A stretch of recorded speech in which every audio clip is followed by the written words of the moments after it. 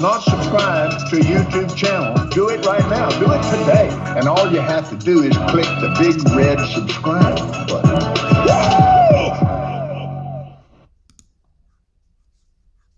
This is Truth Frequency Radio. The wicked one, obviously under heavy Masonic influence.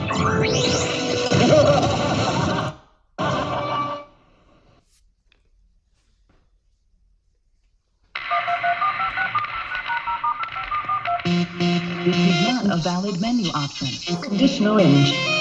Situation Delta in effect.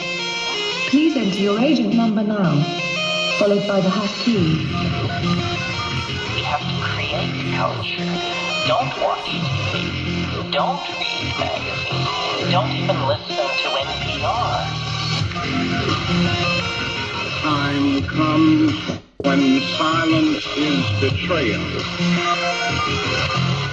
More for themselves and less for everybody else. But I'll tell you what they don't want. They don't want a population of citizens capable of critical thinking. They don't want well-informed, well-educated people capable of critical thinking. They're not interested in that. That doesn't help them. Think for yourself. Question authority.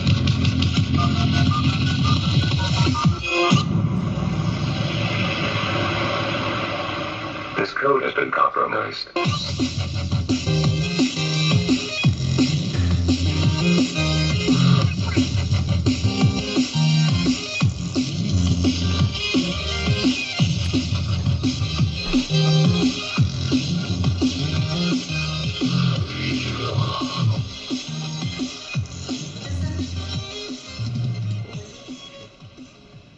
All right, welcome back, True Seeker. It's already almost the end of 2022. This will be the last GematriaEffectNews broadcast on TFR for 2022. Hard to believe how fast the time goes by. I started on this network in September of 2016. But anyhow, today, Wednesday, December 28th. Big headline today, Pope Benedict XVI on his deathbed at age 95. And a lot of people will never think about it, but of course he was replaced by the first Jesuit Pope, Pope Francis, and the Jesuits' original purpose was to counter the 95 Theses written by Martin Luther out of Germany. And of course Pope Benedict was a Nazi, highly associated with the Germans, and of course he was a German, and let's not forget that the first World Cup after Pope Francis replaced Benedict. Again, Francis is Argentinian, Benedict's German, but the first World Cup after Francis became Pope was Argentina versus Germany. Again, they taught us in the history books that Adolf Hitler committed suicide, but his body was never found, a story that makes no sense, like a lot of other stories were fed from 9/11 to COVID. And it's funny how all those same stories have the exact same number coded all over them, which goes right back to the Jesuits. And of course that number's 56, like Adolf Hitler equals 56, who supposedly died at age 56, only for his body to never be found, and kind of how Lincoln was assassinated at age 56 in the Jesuit John Surratt plot. But anyway, a lot of people say Hitler went to Argentina, which has the biggest German population outside of Germany. Argentina does. So anyhow, the first World Cup in the time of the Pope was Germany-Argentina, won by Germany. Then Pope Francis, the first Jesuit, where the Jesuits are from France. France won the last World Cup. And then as we predicted at the start of this tournament, Argentina would beat France to drop France to 2-2 in the 22nd World Cup.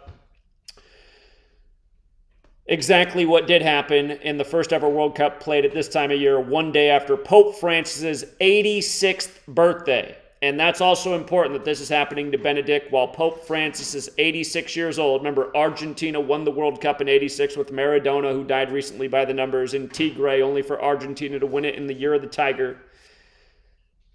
But 86, Pope Francis just turned 86 on December 17th. The last French Pope died on the 86th day of the year in history, March 27th. And when Pope Francis became Pope, replacing Benedict, that happened on March 13th, 2013, 86 days after his birthday. And of course, 86 means to get rid of. In Gematria, Jesuits equals 86, as does blood sacrifice, as does human sacrifice. If you're new here, we talk about that number a lot when it comes to suspicious deaths. But adding insult to injury, Pope Francis' birthday is December 17th. Today's December 28th, 11 days later, that infamous number in numerology, the master number.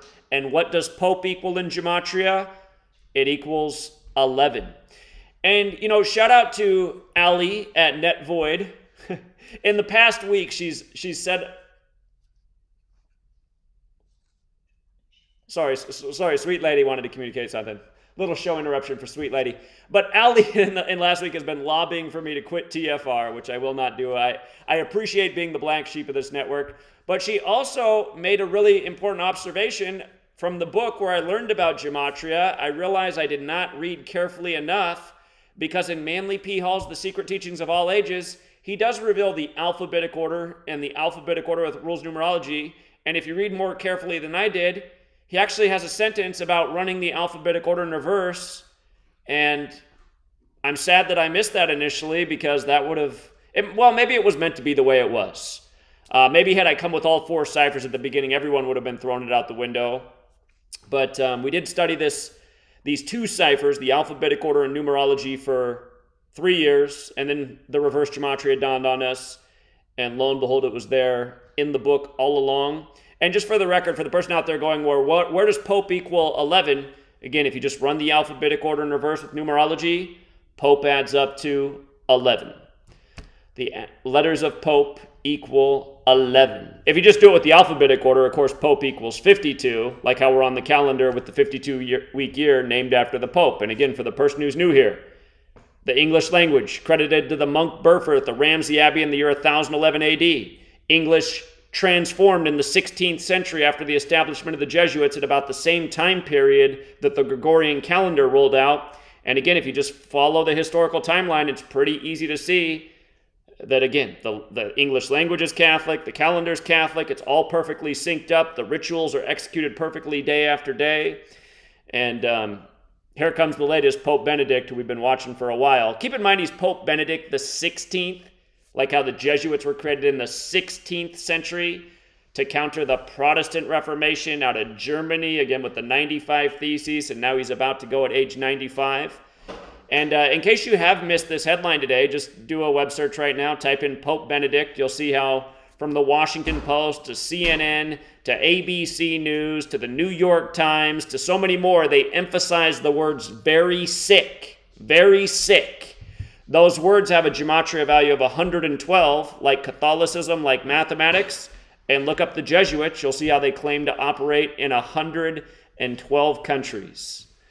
So, again, all roads lead to Rome. And when you learn this knowledge, you see what's really going on with this nonsensical calendar we're on that celebrates the new year in the middle of the death time in winter, as opposed to the prior calendar, which had a new year at a time that made sense, when everything is anew, when everything is blooming, But the Jesuits are a death cult, and it's clear that their new year being in the time of death is a tribute to what they're about. So there's a lot more to say, and actually I guess I will say one more thing before we go out to the callers. From Pope Benedict's April 16th birthday to today's news is his 257th day of his age. And that's the 55th prime number. And 55 is a very special number to the satanic occult. The word Satan has a gematria of 55. When you run the alphabetic order the other way, God equals 55. Marilyn Manson has the song Say 10. In the chorus goes, when you say God, I say 10. God and Satan both equal 55 and 10, plus 55 is the 10th triangular number. And again, the Marilyn Manson chorus is, when you say God, I say 10. He doesn't spell it Satan. He spells it S-A-Y with the number 10. So clearly a nod to Gematria. But with regards to the Catholic Church and the Jesuits and Satan, remember, Pope Francis is the first Jesuit pope and the first to live in Suite 201 at the Vatican. The Church of Satan was founded by Anton LaVey, and he died in history 201 days after his own birthday, and 201 days from the Pope at the time's upcoming birthday. And again, Pope Francis is the first Jesuit Pope, the first to live in Suite 201, kind of like how they kept Leo Messi of Argentina separate from the team in hotel room number 201. Look up that story if you weren't aware. But again, if you write out the Pope's birth name, Jorge Mario Bergoglio, 201. If you write out the founder of the Jesuits, Ignatius of Loyola, 201. If you write out the Jesuit Order, 201. If you write out Order of Illuminati, 201, which was founded by the Jesuit Adam Weishaupt, who died in history 201 days after the anniversary of its establishment.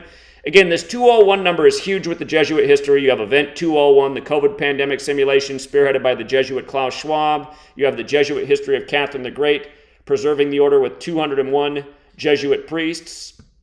So on and so forth. If there's any other point worth making, today's also 109 days before his upcoming 96th birthday, Benedict. And when he became Pope, it was the 109th day of 2005. That's the 29th prime number, which connects with the Gematria of Jesus, as in the Society of Jesus. And it is also a number, 29 for the record is the first number to have numerology of 11. 11, of course, is 11.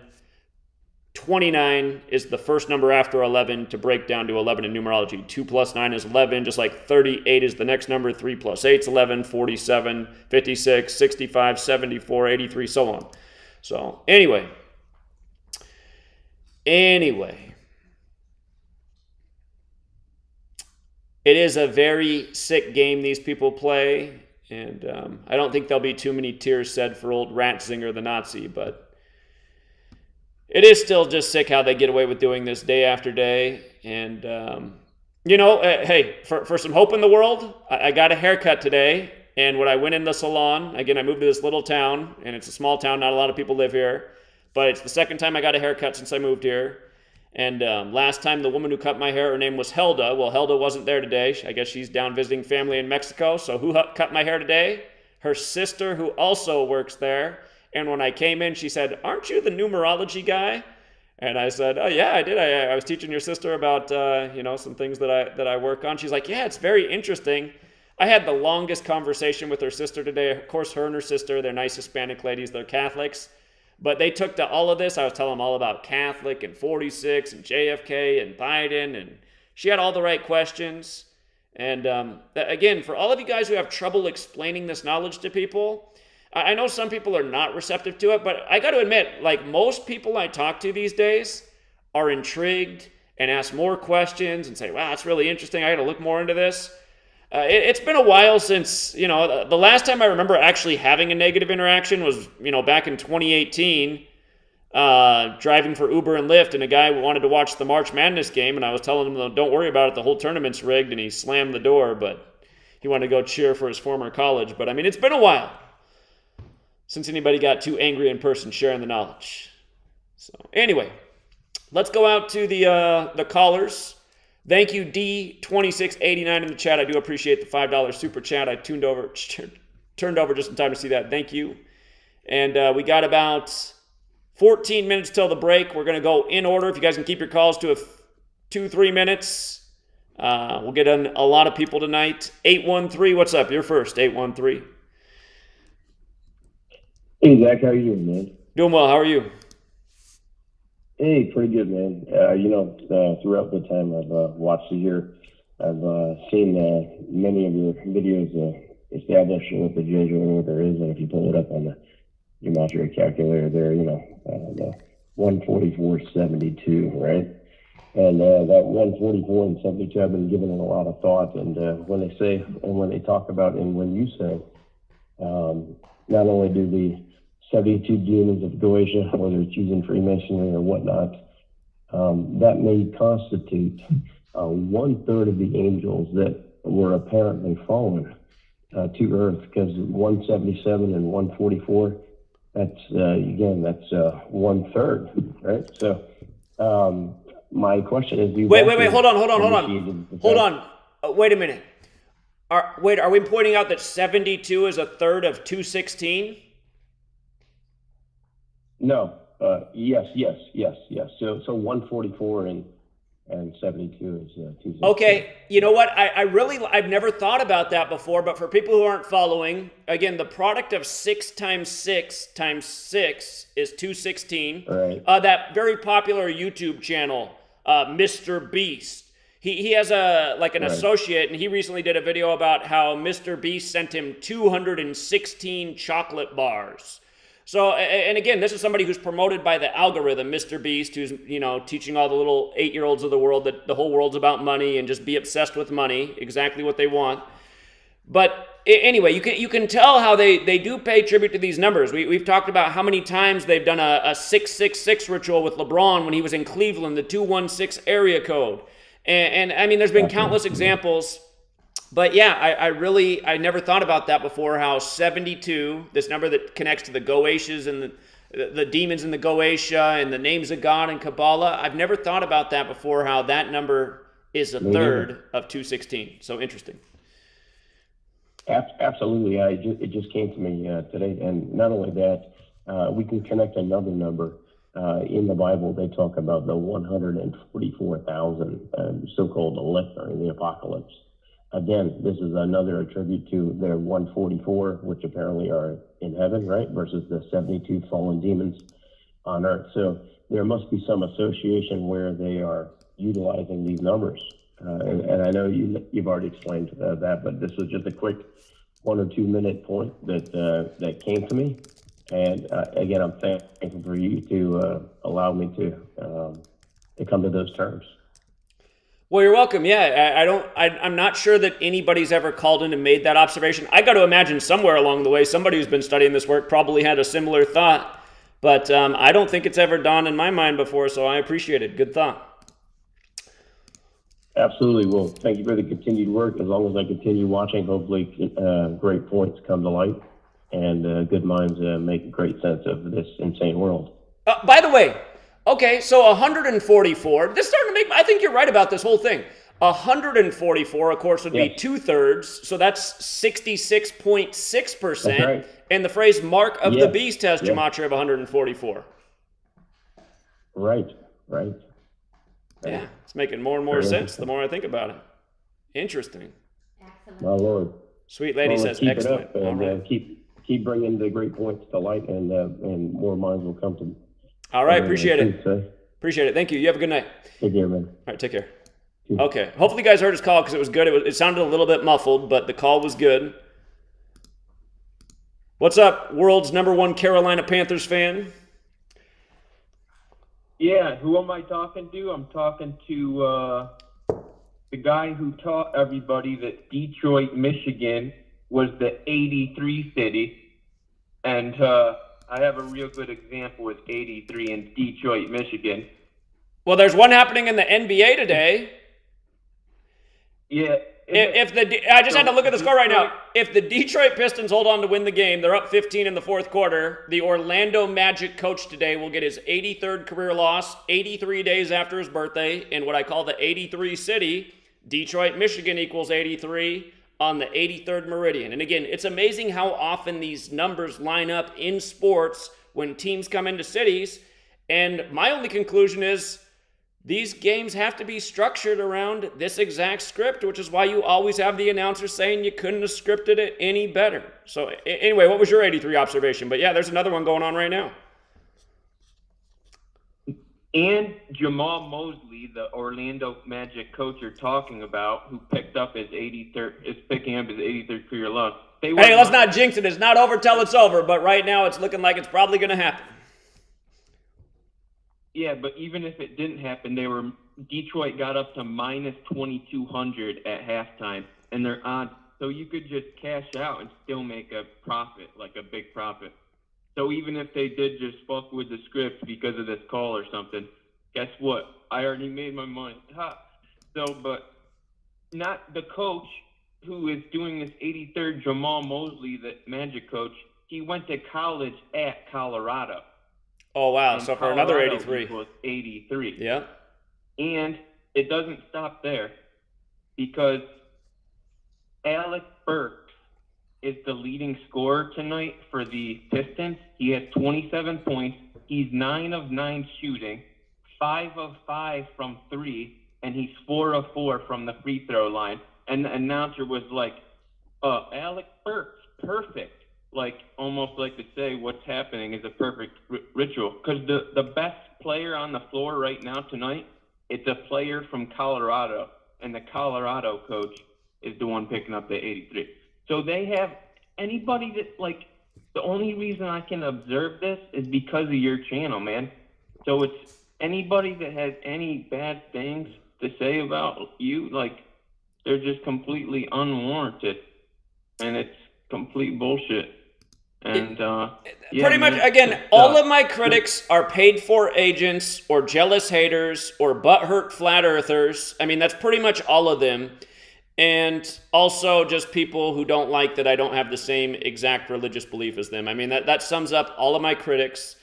And that's the extent of it. You're showing objective things. Like, what are the odds that Alec Burks, he's 9 of 9. Like, he's perfect from the floor. He hasn't missed. And on Christmas Day during the Celtics game, because Celtics equals 26, to keep Boston on 62 total points and 26 second quarter points, Jaylen Brown, who is an 81% free throw shooter, he misses, with 0.6 left in the half, he misses 3 straight free throws. Because he gets fouled on a three-point shot with 0.6 remaining in the half. He misses. He's an 81% free throw shooter. He misses 3 free throws in a row. And it keeps the Boston on 62 points. Guess what? It was 62 days after Jaylen Brown's birthday that he misses these 3 free throws in a row and keeps them on 62 points for the half and 26 for the quarter. And Celtics is 26. And they zoom in on Budenholzer, the Bucks coach, and the ref, and they're laughing. Like, they zoom in when they're laughing during the sequence. And all the fans, they're just thinking, oh, I'm at an NBA game. Like, this is the coolest experience ever. Like, wake the fuck up. Like, it's completely scripted, and a lot of people just don't want to fucking believe it, but you better believe it because it's fucking scripted. But, all right, Zach, you're the man. All right, well, great research. Nice real-time betting skills. Always nice to get a plus 2,200. Way to go. No, I'm saying Detroit, like, I'm saying even if they did fuck with the script and, like, make Detroit lose this perfect, what's seemingly a perfect 83 ritual, I'm saying that Detroit got up to minus 2,200. So if you did have a bet in, you could get, like, 90% of your bet. Like, you might not. You could cash out and still be, like, way up, like, and still. Cause, no, I got the point. I got the point that you made. I totally got the point that you made, and it sounds like you're gonna hit it. So, congrats. All right. Yeah. Have a good night. All right, we got about 4 minutes till the break, and we got time for George. What's up, George? Hello, Zach. Yeah, how you doing? Hello, Zach. Can you hear me? I can hear you. Oh, Happy New Year's. Okay, I'll be as quick as possible. Oh, by the way, yes, I'm not a flat earther. I'm an anti-globalist. Okay. And if Gavin Newsom were your governor, you would be butthurt too. Anyhow, couple of things. Last week you talked about the death of Franco Harris, and it was coming up on the 50th anniversary of the so-called Immaculate Reception. Well, actually, I guess, Friday, the 30th, is the 50th anniversary of the death of Roberto Clemente. Have you spoken about him before? Oh, of course. That was my dad's favorite baseball player. He died doing the charity work. Plane crash. 72. Okay, so his birthday... Yeah. I already see where you're going with this. But go ahead. Okay, so anyhow, for what it's worth, in Clemente's last at bat, which was on September the 30th, 1972, he got his 3,000th and final hit, which even long before I heard of you or Gematria, I said, wait a second. Did that actually happen? I mean, I suppose it could have happened. Like, he could have ended up like with 3,001 hits or whatever, but his very last at bat. Now, for what it's worth, Clemente is the all-time hit leader for the Pirates. And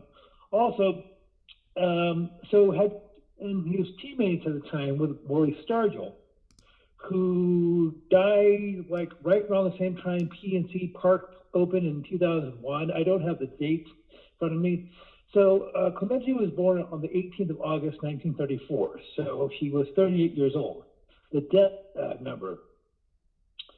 And Willie Stargell was 60 years old. Now, for what it's worth, they're both in the Hall of Fame, and Stargell was the all-time home run leader for the Pirates with 475. So in like 60 seconds or so, can you just talk about the significance of those numbers?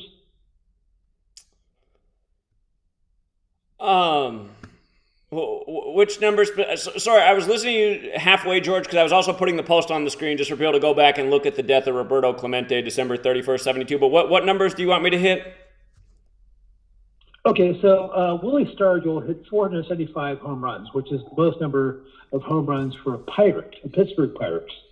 And he died, it was in 2001, it was like a week or so after PNC Park opened, the new field for the Pirates.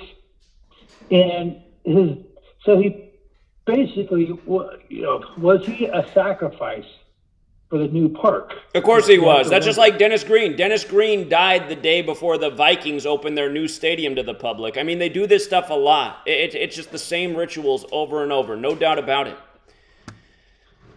Okay, I was going to mention something else, but I guess I'll have to wait until after the new year. But the new senator-elect for Georgia, Raphael Warnock, I can talk to you about the Jesuit view on him, like he's the Prince Hall Freemason, among other things. But doesn't Warnock sound almost like Warlock? It sure does. And I realize that's a coincidence. And after all, I don't believe in conspiracy. Everything is a coincidence. That's what they want us to think. Yeah. Oh, okay. And just one last thing, as the ball is in the air. Secondly, you mentioned about the ill health of Benedict XVI, nie Joseph Aloysius Cardinal Ratzinger, who was a part of the Hitler Youth. And this is before I was awake, back in 2005 when he replaced John Paul II, Karol Wojtyla. Now, Ratzinger... If you don't so... George, we went into the commercial. We'll be right back, everybody. I'll get you when we come back, George. If you look at your game plan tomorrow, stay on. You might come to the quick conclusion. I got to get some sewing going. How true. Get you some sewing going. And remember, you've got plenty of time. You've got all the time there is. Some people spend enough TV time to make a fortune. I asked a guy one time what his TV cost. He said about $450. I said, you forgot to look at the price tag. He said, what do you mean? I knew he was a TV watcher. I said, that television costs you, in my opinion, at least $12,000 a year to watch it, not to own it. Owning it's cheap. Watching it is what's expensive. And I said, hey, $12,000 a year is too much to pay to watch TV. That's too much. Pay a little, but not $12,000. And he's the guy that said, I hope pay TV never comes. Discover the extraordinary powers of intuitive healing with pain transmutation, a method of holistic healing for the human soul, body, mind, and emotions. If you are looking for answers and a deep understanding of how to help yourself and the people around you to live a happier, healthier life, this is the right place for you. Learn how to read your soul's history in the Akashic Records. Remove negative energy attachments from your astral body and start the process of inner and outer pain transmutation. Join Pain Transmutation Community to get started on the path of intuitive healing. Change your energetic state, manifest new and exciting experiences, re-energize your life, and build inspiring connections with others in our community. True initiation is an inward journey. It's a spiritual path that is totally inward. It has nothing to do with anything external to you. I want to determine if the Grand Architect is indeed what I believe it to be, which is the artificial intelligence. The initiatory path is one of self-discovery and self-revealing. It's not a journey that someone can hold your hand through. Tonight, ladies and gentlemen, I want to take you through the steps of initiation. Remember, you are divinity. Step Beyond the Veil with Chris and Sherry Geo. Fridays and Saturdays, 7 p.m. to 10 p.m.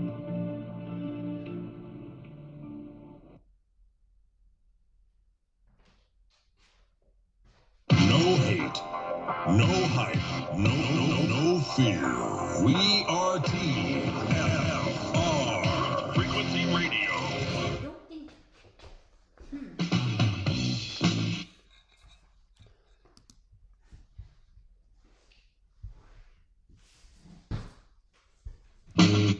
So what? I like Ruby, so what?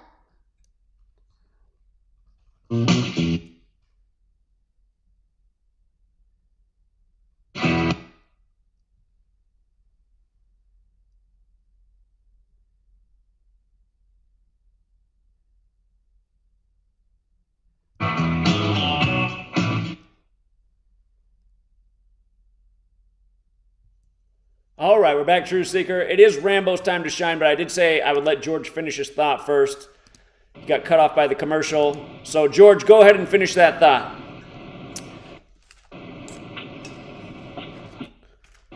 George? Uh-oh. George, do we still have you? All right, well, they'll always be next week. George? Hello? Yeah, George, you want to finish your thought? Oh, I'm sorry. I thought you were on with Rambo. Well, I'm going to go to Rambo, but you didn't get to finish your thought. You got cut off by the commercial, so I wanted to let you get in what you were saying.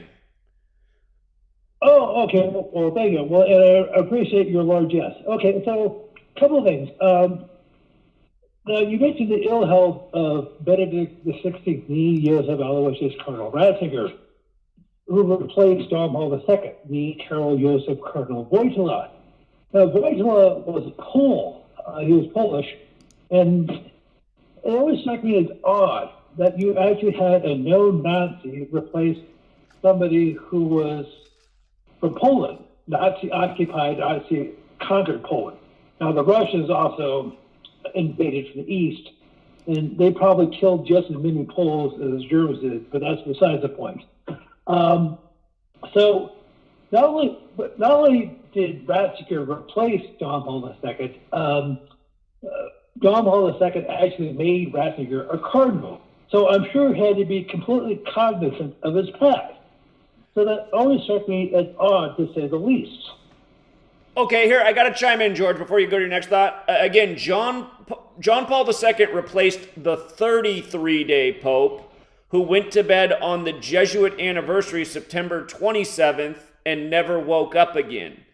And yes, if I'm not mistaken, that was in the year 79, where Society of Jesus is 79, and then Pope John Paul II was Pope for all that time. So clearly he was part of this Jesuit ritual, which is now, one ongoing narrative, and here we are today with the latest details that you're now connecting.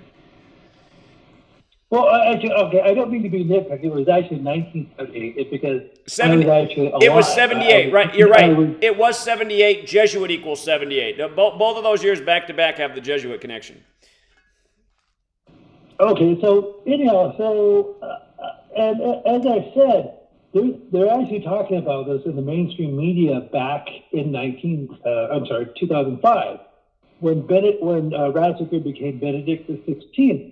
As a matter of fact, there's pictures of young Ratzinger in his Nazi uniform giving his Roman salute, aka the Nazi salute, and which, as I said, struck me as odd. I mean, don't you think, Wojtyla, aka John Paul II, would have not liked Ratzinger? I mean, that always struck me as, as I always said, odd. But maybe both Ratzinger and Wojtyla were in on this. Maybe they're both known Freemasons, for what it's worth. And this whole, you have to re-examine everything you think you know about history, because for the most part, it's a bunch of hooey. I'll just put it that way. Indeed it is. Well, those are great connections, George. I appreciate how you always have a great historical angle, and thank you so much. Well, and Happy New Year's, and and so, and if I could just say one last thing, yes, we can disagree on the shape of the Earth, but I think we should put a bigger focus on the tyranny that we're having shoved down our throats and the rights that we're having taken away from us. Yes, we can debate and discuss the peripheral details of life, but at the end of the day, that really doesn't matter whether you live on a spinning ball or whatever. The people who run this world are doing their best to, kill us, sicken us, weaken us, and enslave us. I couldn't have said it better, George. I appreciate it. My quote in 2015 was, "Why are we now arguing about the shape of the Earth instead of what's going on Earth?" So, appreciate it, George. Okay. Well, take care, Zach. All right, yeah, have a good one. Thank you. All right. Now, without further ado, the man of the hour, the star of the show. What's up, Rambo? Oh, hi. How's it going? It's going all right. How you doing? Okay. So my decode is titled "The Symbolism of Jesuit Rituals," and I'm also reviewing some of things I've mentioned in past decodes, because a lot of what I do, a lot of symbolism, and I go back to the core of a lot of rituals that, they're masquerading as news events, and they're also narratives of popular culture. They're narratives of sports events in general. And I go to the heart of those rituals, which are very ancient, and symbolism is a part of it, not just the gematria. So what I've illustrated is a lot of these symbols are symbols that are embraced by the Jesuits, and they act as calling cards or fingerprints of the Jesuits. So I don't necessarily just use gematria. So I just wanted to illustrate that in a lot of the decodes that I do and the rituals that I expose, there is a Jesuit fingerprint, even though I'm not doing the Jesuit gematria. And because of how deep I go to the deep core of the ritual, it may not be that evident. So I just want to go over some of these rituals. In fact, I want to talk about not my latest video, but the video I did 2 weeks ago, which actually, it got a good response, but I actually did mention Ignatius Loyola, and one of the hearts of it's a Jesuit signature that people may not realize, and that has to do with fire and explosives. So that's what I'm talking about here. So the title is "The Symbolism of Jesuit Rituals." It's very important to look at symbolism. Indeed. And so one event that is, when you talk about Jesuit control and Jesuits being behind certain events, that's considered the realm of conspiracy. But there's one especially that stands out as, it's accepted as canon history. It's accepted by academia in history. And that is the 5th of November, 1605 gunpowder plot. Now, there's a lot that goes behind that. It wasn't just, yes, and the high-profile conspirator there was Guy Fawkes, who he was charged with watching over the explosives in an attempt to blow up, as the narrative goes, the House of Lords in London, in England, in an attempt to establish a Catholic government. And this is accepted in canon history as a Jesuit conspiracy, which, it sounds like the realm of, quote unquote, trutherism, but within that accepted historical narrative, we see the symbols. So I'm going to the deeper level of that symbolism. And the main thing, there are two things here. And one is fire and explosives.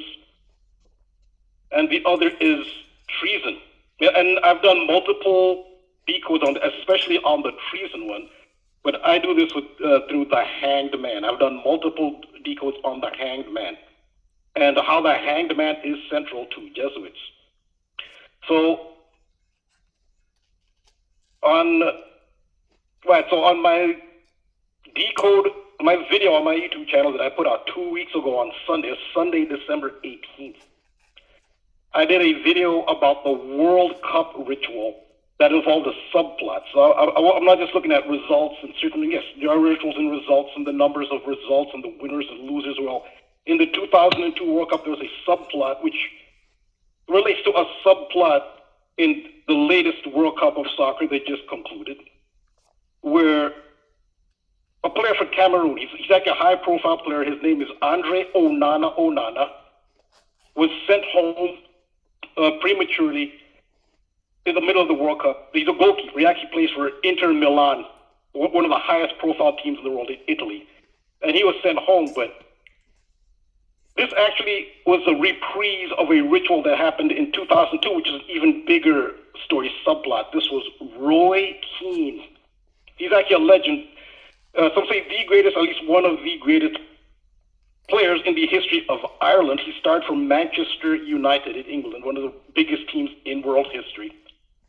And in 2002, Ireland had that's their best ever team, and they had a chance of doing quite well in the 2002 World Cup, which was held in Japan. But the drama there was that he had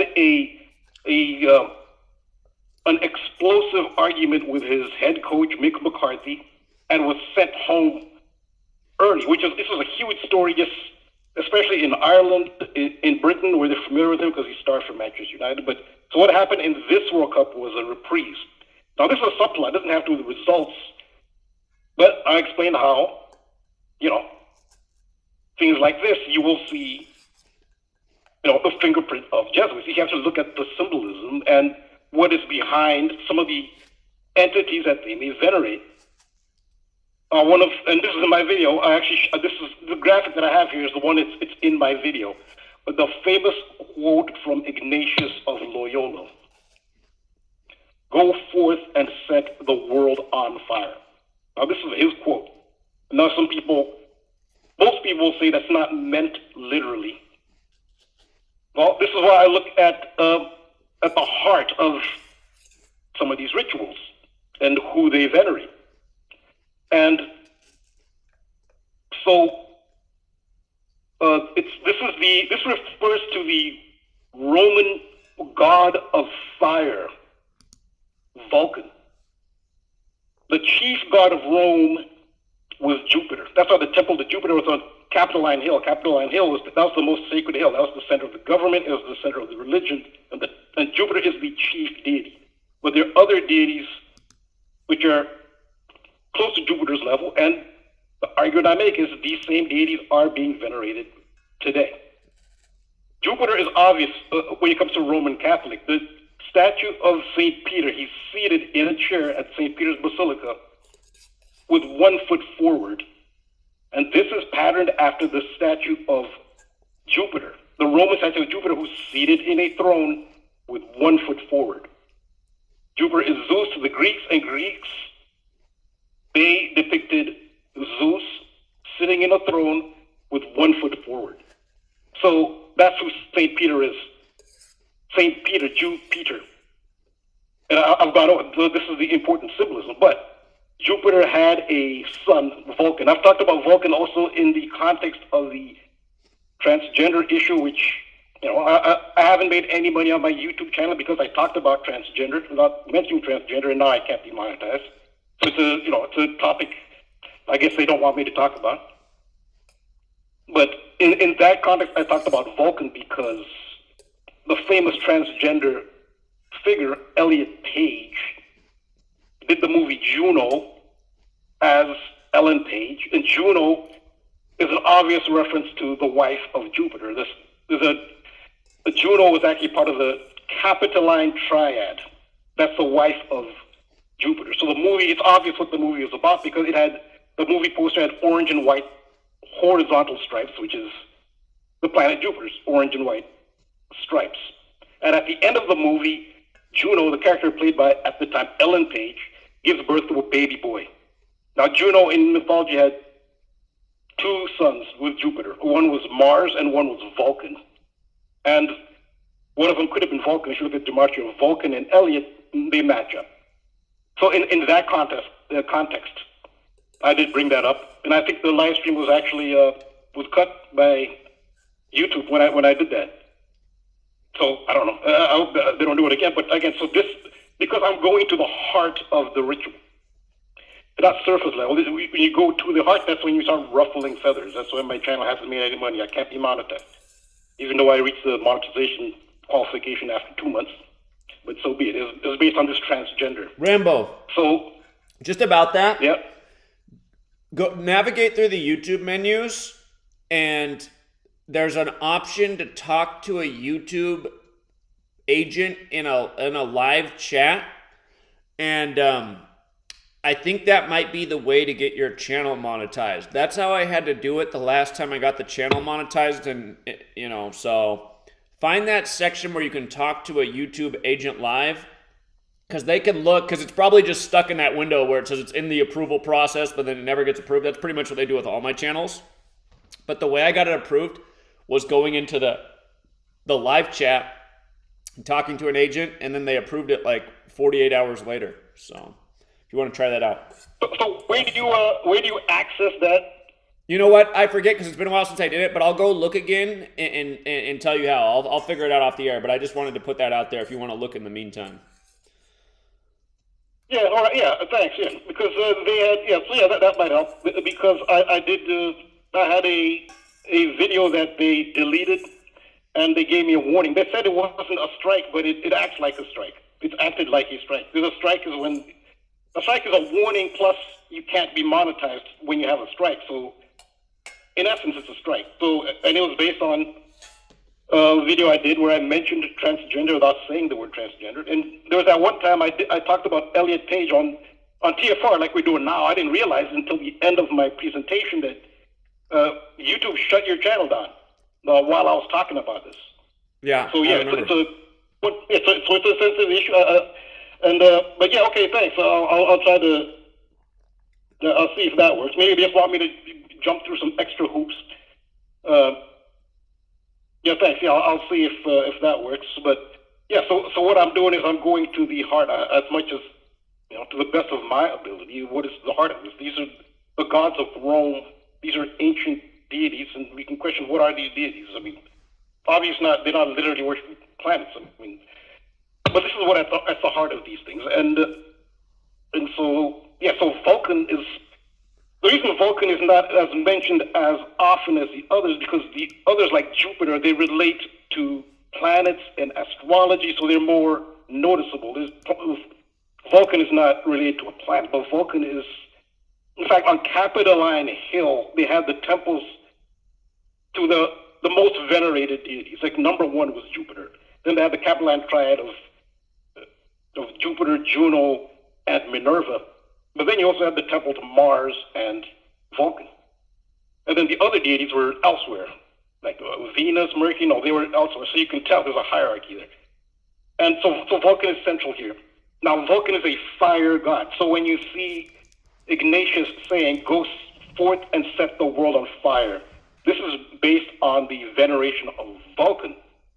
Now, there were two holidays in ancient Rome which were annual, where they celebrated Vulcan. One was March 23rd, which was it was part of the Tubilustria celebration, but a major one was August 23rd. August 23rd was Vulcanalia. That's the annual Vulcan celebration. Vulcanalia, August 23rd. And part of that celebration was bonfires. That's where the bonfire ritual theme came. It came as homage to Vulcan. Now, in this day and age in Britain, every 5th of November, which commemorates the Jesuit treason of Guy Fawkes, they burn bonfires. The surface level is that, they're burning, just the idea of treason. They're burning They put effigies of Guy Fawkes. These days they actually put effigies of actual politicians and stuff. But what do they actually do? If you look at what's the history of the ritual, it's like the bonfire burning was done to honor Vulcan. And Vulcan is the fire god. That's also where you get the word volcano from, Vulcan. And I think that's what they've done. They've tricked people.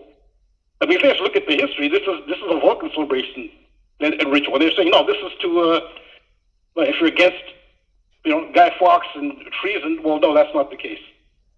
So, Vulcan, so that's another thing. Kobe Bryant's birthday was August 23rd. And he's a major Catholic symbol. Part of the reason he was picked as a symbol, and, they look at your birth like you're a golden child, I think had a lot to do with the fact that he was born on Vulcanalia, which speaks to the level of veneration that Vulcan had, and he was a fire god. That is why, so even the gunpowder plot, that was done in honor of Vulcan. So 35 is the key number here. Catholic is 35, but this is where it ties into the Vulcan theme. The Vulcan is 35 as well. Vulcan's a fire god. The fire god is 35. The word volcano comes from Vulcan. Volcano comes to 35. Volcanoes spew magma, which is 35. Vulcan is also Rambo, the god of blacks. Another word that would fit in here is Jesuitism, which also equals 35. Jesuitism.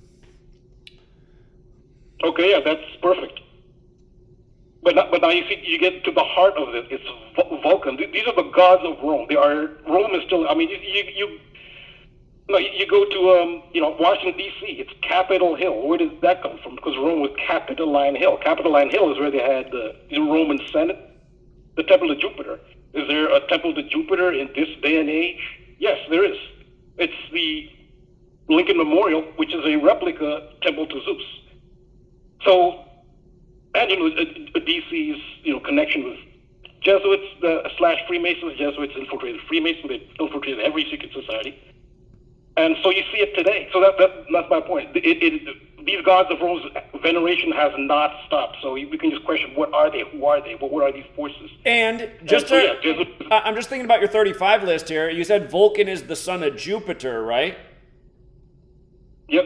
And again, Thursday is the day of the week named after Jupiter, and Thursday's 35, and we're always talking about the latest 35 ritual in the NFL on Thursdays. This past week, the two teams became 3-5 home and away. Almost every week there's a big 35 ritual in the NFL on Thursdays. So, okay, I want to chime that one in too. Oh yeah, that's good too. Then again, yeah, so he's a god of blacksmiths as well, a god of the forge. So blacksmith is 35. But if you want to see, okay, so in the video I did 2 weeks ago, it was about, this is a major subplot, this was a major event. It was Roy Keane. Again, he was a captain, one of the all-time greats of Irish football. He basically just destroyed their 2002 World Cup campaign, and I was saying it was all ritual. And I go into detail with that. And with the power of celebrity, he's still super popular in Ireland, despite the fact that he clearly was obeying his, more than likely, a Jesuit overlords. Now, when he did that, it was a major. So what he did was he had a fiery, explosive, insubordination incident with his manager, Mick McCarthy, and he forced them to send him back home. And it was a ritual based on Vulcan. And so there were 2 days in ancient Rome to venerate Vulcan. One was Vulcanalia, August 23rd. The other was May 23rd as well. And it was on May 23rd that he stormed home from the 2002 World Cup, which was in Japan. Now, in modern day the United States, I say we still honor gods of the United States, there is a statue of Vulcan. The statue of Vulcan in Birmingham, Alabama, is actually the biggest cast iron statue in the world. So again, this is blatantly in your face. They still honor these gods, whatever they are. Now, so So if you look at Roy Keane, then this is in my decode. He's now a analyst, a very high-paid analyst. He was analyzing the World Cup, and he's admired for his fiery personality. He's a very violent individual as a player. Like, he's just flat out violent, and and he's very insubordinate. Like, nobody could. He's hard to manage because you couldn't take orders. He had leadership ability, to be honest. He did so they like that personality, and it's part of his analysis. He's kind of like a no holds barred, tell it like it is, no nonsense analyst. That's the persona they've built up. But they also crafted his image according to Vulcan. If you look at, and I showed this, you can't make this up. You have to see this visual. His current image. Sometimes he grows his beard really thick, and that is patterned after Vulcan. If you see the statue of Vulcan, which was it's the early 1900s when it was built, that it actually made this. But modern day Roy Keane, he's exact. I mean, he's a exact image of the Vulcan statue. And it was in Japan where he did the Japan World Cup. Japan is in the Ring of Fire. The Ring of Fire is in the Pacific, and it's the region with the most volcanic activity, and that's where he did it. And he did it on May 23rd, where he was kicked out or left. It actually happened on a day that venerates Vulcan. And look at him; he looks exactly like the statue of Vulcan. Like, this is his modern day appearance with the beard. That is exact. So this was done, long before he was ever born. But yeah, this is how they code these ancient, beliefs that they have. Now, what he did was an act of treason, because what he destroyed is disruptive as soon as they got to the 2002 World Cup. He's disruptive, completely disruptive, and what he's doing was he was actually sabotaging Ireland's campaign. And he's their best player, one of the best players in history, and then he had to leave. So, I mean, we'll be right back. Sit tight.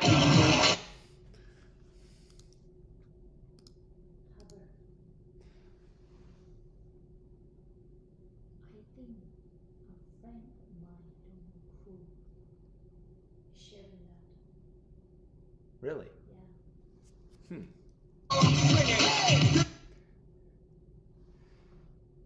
The guy who put out the photos connected to the NYPD.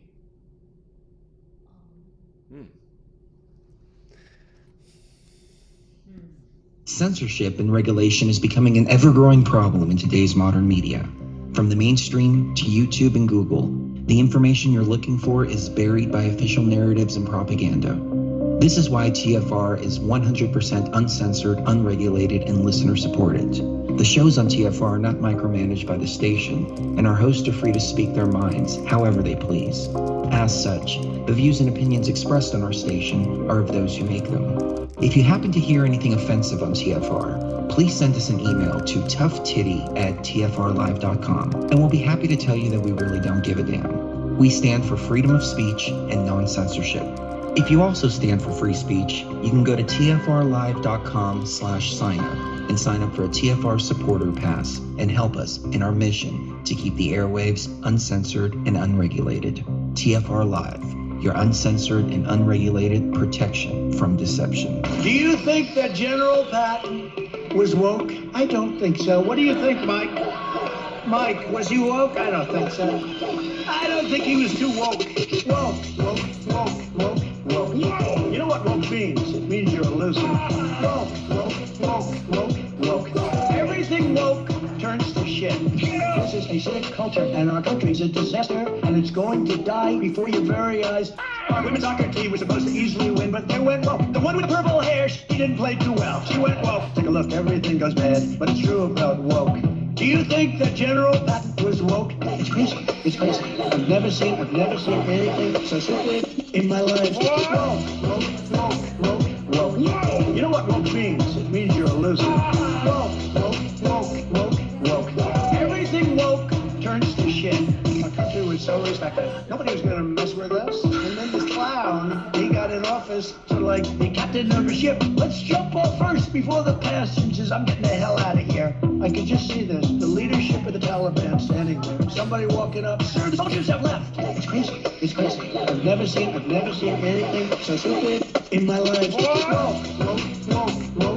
You know what woke means? It means you're a loser. Woke.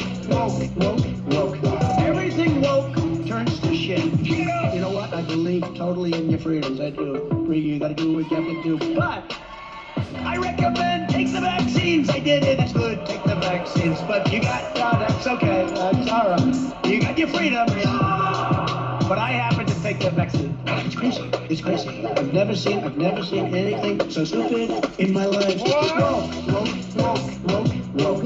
You know what woke means? It means you're a loser. Woke. Everything woke turns to shit. You must unite what has been set aside. We are TFR, Truth Frequency Radio.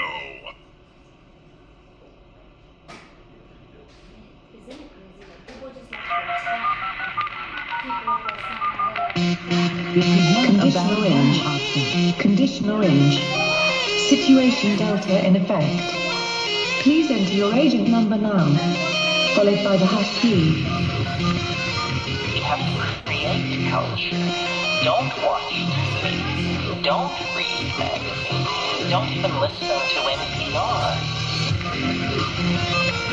Time comes when silence is betrayal. More for themselves and less for everybody else. But I'll tell you what they don't want. They don't want a population of citizens capable of critical thinking. They don't want well-informed, well-educated people capable of critical thinking. They're not interested in that. That doesn't help them. Think for yourself. Question authority.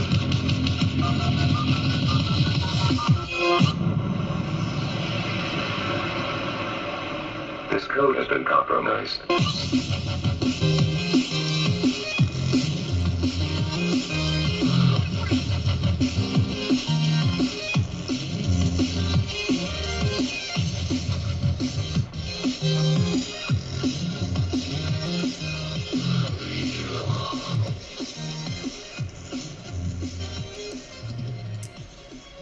All right, we're back, True Seeker. We got interrupted by the commercial, and Rambo's in the middle of another brilliant one. You got the floor, Rambo. All right, so the two images from the Guy Fawkes gunpowder plot episode are the veneration of the fire god Vulcan and the concept of treason. Now, I've talked at length on the multiple decodes on the Hanged Man. How so much is attached to the Hanged Man, it's more than I could ever imagine. I could do a channel just on symbolism of the Hanged Man and just in everything, in sports and news and popular culture. Well, the Hanged Man in the tarot deck, there's a positive and negative. But, if somebody's from the more malefic spirit, well, they'll take a negative interpretation of it. So these are not necessarily negative. They can be positive. Positive can be, if you're in the truth community, you're the Hanged Man too, because you're upside down. You're looking at the world upside down. In order to see the truth, you have to look at things in reverse, where everybody else, from the perspective of everybody else, you look upside down because you see the world from a different perspective. That's why he has enlightenment. So it does have a positive, but a negative as well. It also can represent treason. And this is why this is central to, Jesuits, Catholics, because Saint Peter was crucified upside down in legend. They say that he was crucified upside down. That's the legend. And so the upside down cross is Saint Peter's cross. Most people see that, they just assume right away that looks satanic. But the Saint Peter's cross, the upside down cross, that's what the Hanged Man of the tarot can also represent. So you can see why the Hanged Man, how when you understand that it's connecting to Saint Peter, why it will be so central to Jesuits. And if you look at an aerial view of Saint Peter's Basilica, I've emphasized this over the years. They put the upside down cross, Saint Peter's cross, in the architectural design. You have to get an aerial view, and it is. Actually, I've talked about the three crosses of the zodiac. There's the cardinal cross, the fixed cross, the mutable cross is St. Peter's cross, and that's the biggest one, which I've shown in the visual. You have to get a straight up aerial view. That's St. Peter's cross. That's the biggest one because that's St. Peter's Basilica.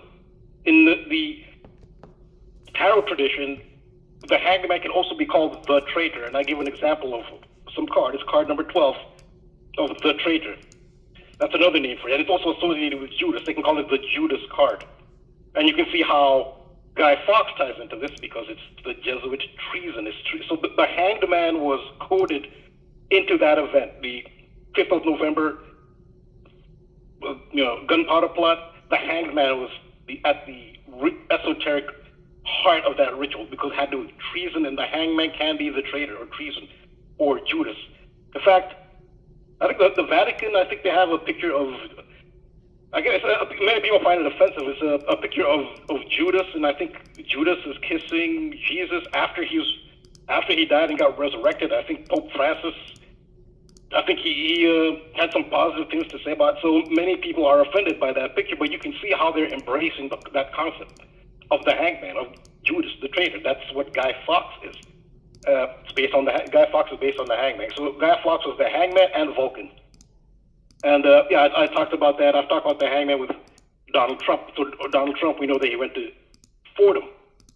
Yes, but he also does the hangman. So I guess to most people, you don't see any kind of, Jesuit necessarily fingerprints on when Donald Trump talks about I can't breathe, and he likes pulling his tie and saying he's choking and saying that people are choking. And when you have hang Mike Pence at the January 6th Capitol so-called insurrection, the whole hanging theme.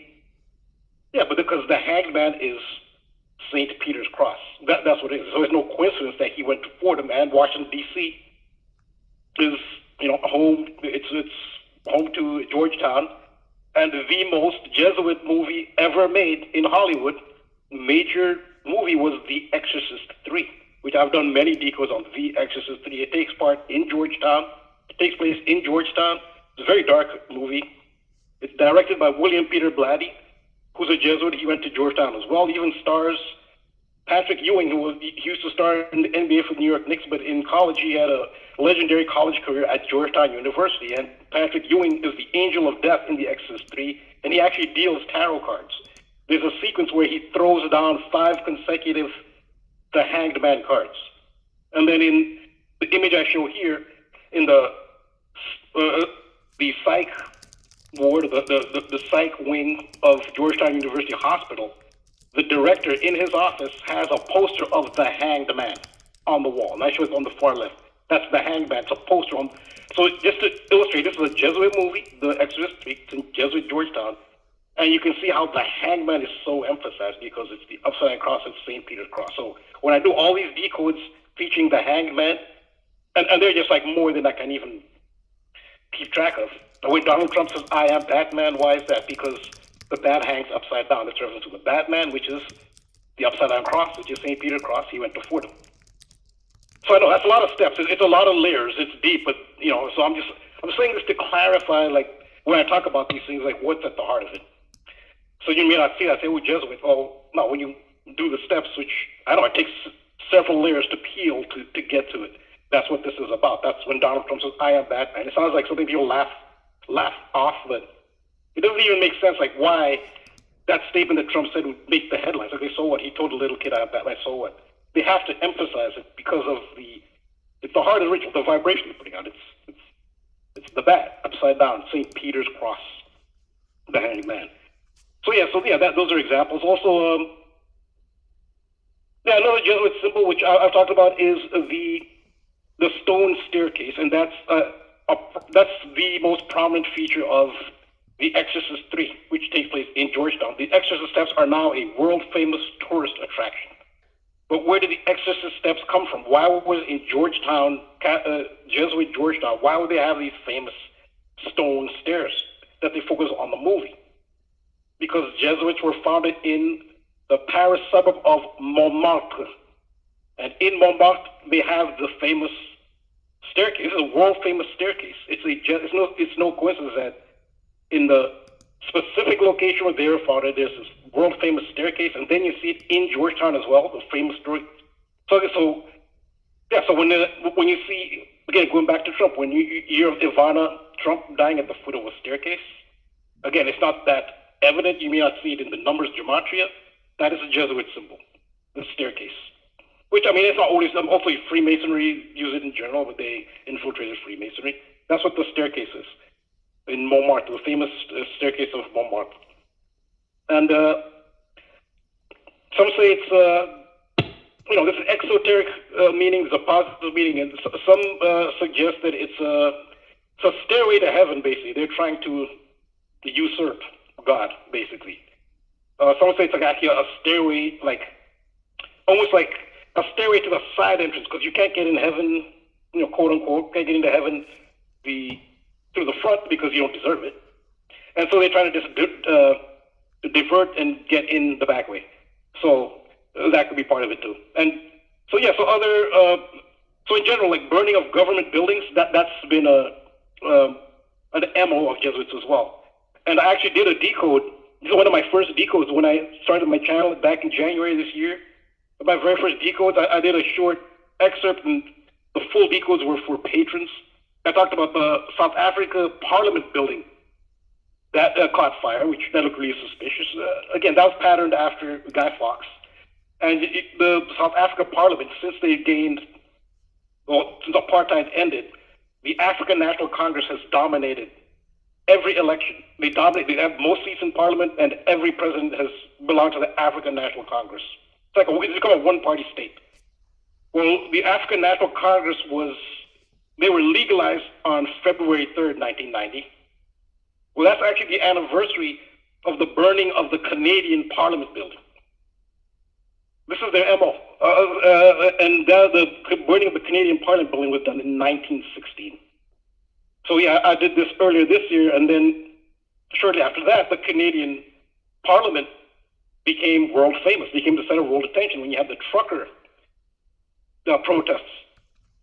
Well, I already talked about that in terms of, that was a site where there actually was a fire. So there's also the Reichstag fire in Germany, which that's actually what enabled Nazis to basically get rid of German democracy, the burning of the Reichstag. And so what Germany did, which is really alarming to people, because, again, Jesuits are behind Nazis, and Germany lost World War II. The Nazi Party continued as an extraterritorial state. So the Reichstag it's become a historical relic. But after Germany reunified, they rebuilt the Reichstag, which really alarmed people. Like, why are you rebuilding this?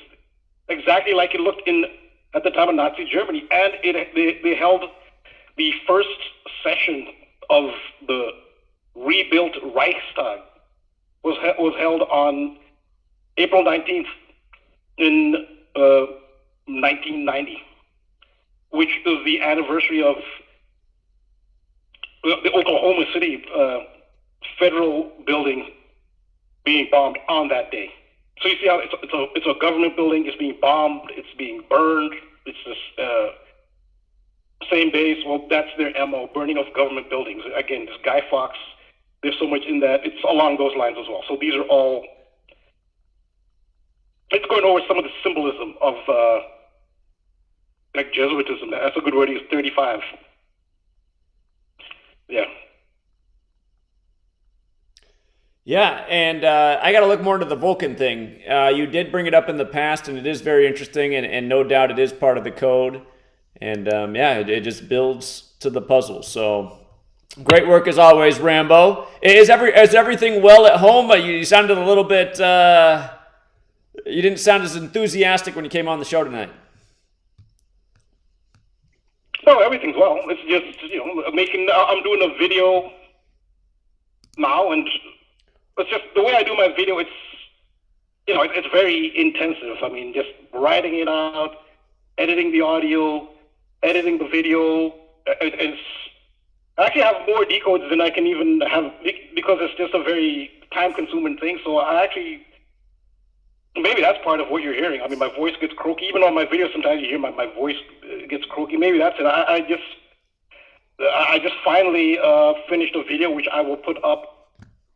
I mean, the video's finished. I just did the thumbnail, and I just have to upload it. Maybe I'll wait till tomorrow morning. I think mornings are better. I don't know if that makes a difference. Maybe that's what you're hearing, because it will be about. It is about the Aaron Judge, his naming Aaron Judge as captain, and his new contract, and I go into detail.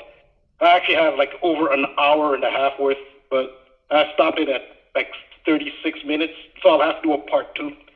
And just since I mentioned that real briefly, one of the things is that they say baseball was invented by Abner Doubleday, and the general consensus is that it's not true. Abner Doubleday, although he has credit for it in Cooperstown, he's honored as the inventor of baseball. He's not the inventor of baseball.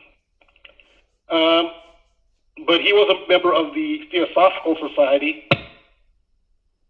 Things like that, it's a collaborative effort. Not one person does it. It's a collaborative effort. And I go into the symbolism of baseball. Baseball has a lot of esoteric symbolism, which I go into. And when you understand the Theosophical Society invented baseball, and you just look at their symbol, it's the Ouroboros, it's the snake or the dragon eating its own tail, then there's a hexagram, there's the Ankh from ancient Egypt. Obviously, that's an esoteric order. Well, that's who Abner Doubleday was part of. And, one of the founders of the Theosophical Society, because that's who invented baseball. So this will be in my decode, my video. I should go up. I could put it up tonight. I think I'll do it tomorrow morning. One of the founders, they had 17 founders, was somebody named W.Q. Judge, William Q. Judge. There's the name Judge. You wonder about the bloodline of some of these people. I think Aaron Judge's bloodline, they say he was adopted, so you don't really know. I don't know. I think he might be connected to W.Q. Judge, who, if he's part of the Theosophical Society, very likely he might be involved in inventing baseball. But just looking at W.Q. Judge's birthday, it's April 13th. That's Guy Fawkes' birthday. So yeah, I mean, yeah, this stuff goes on and on. All right, Rambo. Well, awesome work. Don't burn yourself out. And I don't know if you mind putting your face on the screen, but maybe instead of doing the intensive, awesome, well-edited videos that you do, maybe sometime just present with just the camera on you. It'd be a lot easier for you to do, and people sometimes just like a change of pace. So, up to you. Just a thought. Yeah. Eventually I'll have to do that because, yeah, it's not humanly possible to do all my decodes this way because I actually have a backlog of decodes because they're so labor intensive. So yeah, eventually I will have to do some decodes a much simpler way. Indeed. Well, keep it up, Rambo, but don't burn yourself out. And yeah, they don't, I mean, all your videos are like, I would describe as super fancy. They're well edited. They got the nice music. You're using a great speaking voice, but it probably does take a million times as long to make as, say, my videos where I just type up a blog post and then present it. But it might be okay. Who knows? You might even find that some people prefer the video that way. So, just every now and then, like, 'cause people get used to it being a certain way, and then like it's more exciting than like when it's done differently. It's like, oh wow, this video is different, and it might be a lot more basic, but your audience, they might appreciate that. So. Yeah, absolutely. I'll have to do it simpler because it just wouldn't be possible to put all my decodes. The way I'm doing it, it's just not possible. Okay, and also, if memory serves me, when you go to that monetization screen where it says like your status is still pending on if you can be monetized, which is probably what they've done to you because that's pretty much what they do to all my channels. If I remember right, somewhere on that window, there's a link that says like talk to YouTube live agent. Do that and tell them you've been waiting for forever. And that was what I had to do to get my last channel monetized. And again, it took about 48 hours after I had the talk with the live agent. So I'm pretty sure it is on that monetization page where it says your status is pending. Yeah. Okay. Yeah. Thanks for that tip. Hopefully that'll work. Yeah. And you guys, Rambo does have a Patreon page, and make sure you are subscribed to his channel. I see it's growing slowly but surely, but I'm actually surprised that he doesn't have a lot more subs than he does right now. Surely he deserves a lot more, but then again, you talk about Gematria, it seems to put you in the algorithm dungeon. So. Well, no, the thing that's been getting me is more than anything is that when I talk about transgender, which I don't do it in like a bullying, demeaning, judgmental way. I just talk about the code. That seems to be... That's all it takes. Every video... That's all it takes to just even talk about the subject in a Gematria decode. I've probably lost 10 videos to date One of them was even sympathizing with a transgender artist who died the same day a transgender YouTuber became rich and famous. And I just showed how they had the numbers for the date. And I was like, is there some kind of trade-off here? One transgender celebrity is dead. Another one's being brought up to the stage. Is there some kind of connection here? The video was taken down for hate speech. It's just like, okay, really? So, anyhow. I do a lot more than Gematria do. Like, I do the symbolism, the mythology, the astrological connection, with the baseball type, like the theosophical. So I do a lot more than Gematria. Although that is a big part of it. Yeah, again, just decoding and talking about transgender seems to be the big taboo. They call it hate speech on the tube, even though it's not. So, yeah. All right, Rambo, we'll keep it up. Again, you guys in the chat, if you're not subscribed to Rambo's channel yet, somehow the truth codes, maybe take a minute, go over there right now, hit the sub, and then feel free to come back here. But keep up the great work, Rambo. Appreciate it. Well, thanks. Have a good rest of the show. All right, appreciate it. All right. Let's see. We got about almost 10 minutes. Well, no, I take it back. We got about 6.5 minutes till the commercial break. And let's go out to who's next in line. And that is New Jersey. 732. What's going on, 732? Hey, what's up, Zach? How you doing? Rambo is talking about Donald Trump and how the hangman is connected to Vulcan, I guess. And Donald Trump's big line was, "You're fired." Right. You're fired. Yeah, I'm seeing it now. Okay, got it. You know what's funny? The Ignatius of Loyola quote that Rambo showed, that quote has a gematria of 144. Go forth and set the world on fire, 144. Like Jesuit orders, 144. Like you're fired is 144. So, Yeah, the reason why I called in tonight is that I found a little 30-second clip. I don't know if you're allowed to play it on TFR, but there's a television show called The Magicians. It was on Sci-Fi. And season 2, episode 10, there's a little scene about clickbait news headlines or something like that. And they basically say half the clickbait out there is magicians encoding knowledge. Huh. And then they show an article called 18 pandas holding 18 things that look like pandas, and the word panda equals 18. Sure. And she does a little wave of her hand because they do magic in the show. And then they show a Kabbalah tree with a whole bunch of different glyphs and writing and stuff. Yeah. And again, that's what we always say. Spells, spelling, spell casting, sorcery, Kabbalah, the clip-off. I mean, it just all comes together. So, great observation. And what was that from again? Oh, what do you mean, what term? The example you were just giving from that. What was the show? Oh, it's The Magicians, season 2, episode 10. If you search Fuzzbeat, Fuzzbeat, you should get the clip. Fuzz. And spell the Fuzzbeat thing again one more time. Fuzzbeat. Fuzzbeat.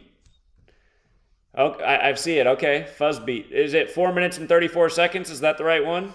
No. It's It's at 1:37 to like 2 minutes. Okay. One of the things that came up is a 2:01 clip. How about that? Okay, I'll check it out. Appreciate it. You're welcome. And then one last thing, since there's stuff going on with Simple Truth, I just typed in his gematria for his channels and stuff. And I just couldn't help but notice Simple Truth TV equals 59 and 76. God, that'd be sad. That would be sad. Yeah. Yeah. He did a live stream today with more lies. I was like, God, he just keeps lying. Again, I don't want to get into the drama, but in his live stream, he just sounded like such a fed. He was like talking about how bad weed and drugs are. I was like, they don't really sound like this. They're like Ronald Reagan supporters. And even just saying things like, marijuana has no medicinal benefits. That's a lie. It's like, it doesn't? God, CBD. I mean, all sorts of people in pain use CBD. I used to have a customer, a little old lady who was poor, and when I found out how much pain she was in, I was giving her like an ounce for $20 because, I mean, I could because I had good business back then, and it felt like the right thing to do. I mean, CBD is a major painkiller. And, yeah, I mean, I'm just like, God, this guy is just ignorant. He's a liar. He's a sociopath. And God, Simple Truth TV 5976, huh? Maybe that is the handle he was given. Because why would you call yourself that? Simple. Yeah, and then, Simple Truth Television equals 102. So it's like not just the TV, it's the television also could be mockery, Yeah. But yeah, that was it, man. I just figured I'd throw that out there. I'm sure that if it was genuine, maybe he decoded himself and said, oh shit, I just put the 5976 on myself. But then again, it's like, people behave a certain way, work for the TSA and family or cops. Yeah. Yeah, it is mad suspicious. So anyway, appreciate it. Love him. All right, take care. Bye. Yeah, again, I don't want to go on the whole drama angle, but when I was in New York, I did offer, because he said he didn't raise enough money for his video, and I said, whatever the remaining balance is, I said, I'm happy to help you out and pay it. And he goes, I'll let you know if I need the help. And then he got back to me and said, I ended up raising the money. You don't need to help me. And I said, okay. I said, all right. And today he goes on his stream and he goes, by the way, Zach said he was going to give me money, but he never gave it. I'm just like, God, I mean, just like all this guy does is lie. And all I ever did was gave him the knowledge and helped him improve his life. I mean, the guy's just pathetic. And then another pathetic person who I just did a nice thing for their birthday last week, he goes on there and tells a lie too. And I was like, this is why I've gotten rid of these people before and they need to stay gone. These people are human trash. But anyway, let's not talk more about that. We're taking out the trash and we're moving on to the next caller. Arizona. Oh, hold on. We got a commercial break and then we'll be right back with Arizona. Sit tight.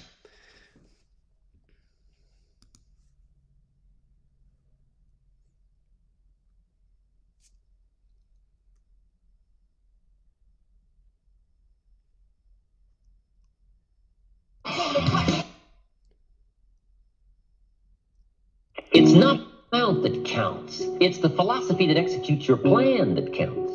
If a child has $1, what should he do with it? It's very important. It's going to determine the rest of his life, what he does with $1. You say, well, it's just a child and it's just $1. We call that massive errors in judgment.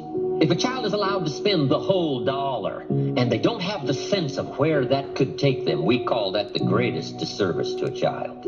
Not to explain to them the journey and the road you select when you spend the whole dollar. So if a child wants to spend the whole dollar, you say, no, you can't spend the whole dollar. Child says, why not? Say, well, let me show you why not. And you take him to the other side of town and say, would you like to live here? Here's where the people live that spend all they make. Here's where they live. There's nothing better than visual to illustrate to a child. Show them the tragic circumstances. If you spend all you make, if you spend all you've got, and kids will come home with their big wide eyes.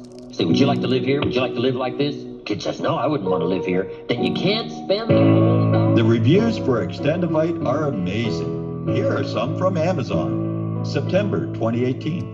Extendivite works in keeping my blood pressure in the normal range. I've been using Extendivite for many years now. May 2018. Great product. I use regularly and I rarely get sick. March 2018. This product has relieved what appeared to be angina pain in my chest and shortness of breath after climbing stairs. I'm quite happy about it. February 2018. My husband, son, and I have been using this product for a few months now, and we have noticed an improvement in our joints and blood pressure. Tell us your story. Get Extendivite today. To order, call 1-877-928-8822. That's 1-877-928-8822 or visit heartdrop.com. Extend your life with Extendivite.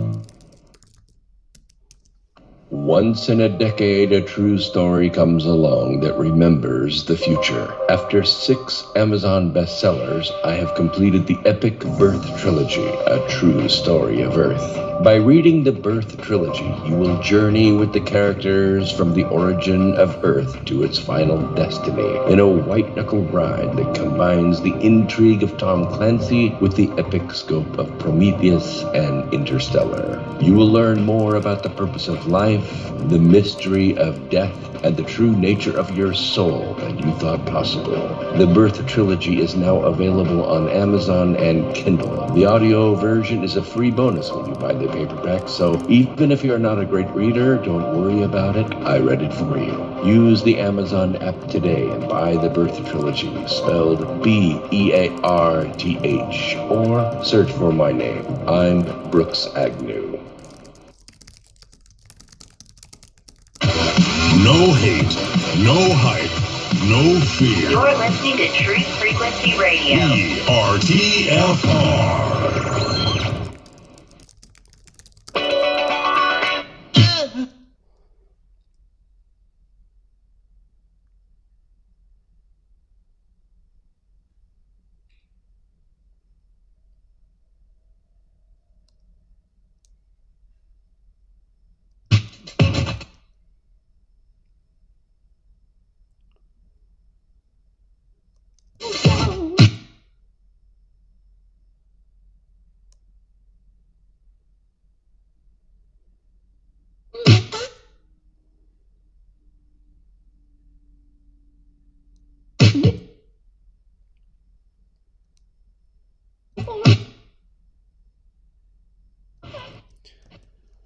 All right, we're back, True Seeker, and we are taking your calls for the rest of the show. We got an hour and a half left, and I did say Arizona was next, but I accidentally cut in front of Michigan, so we got Michigan, Arizona, New York, the veteran of New York, Toronto, Colorado, Texas, La Habra, California, New York again, Bob Marley's friend, R.I.P. to his grandson who was dead in the news yesterday in the latest 201 ritual, and Dumont, New Jersey.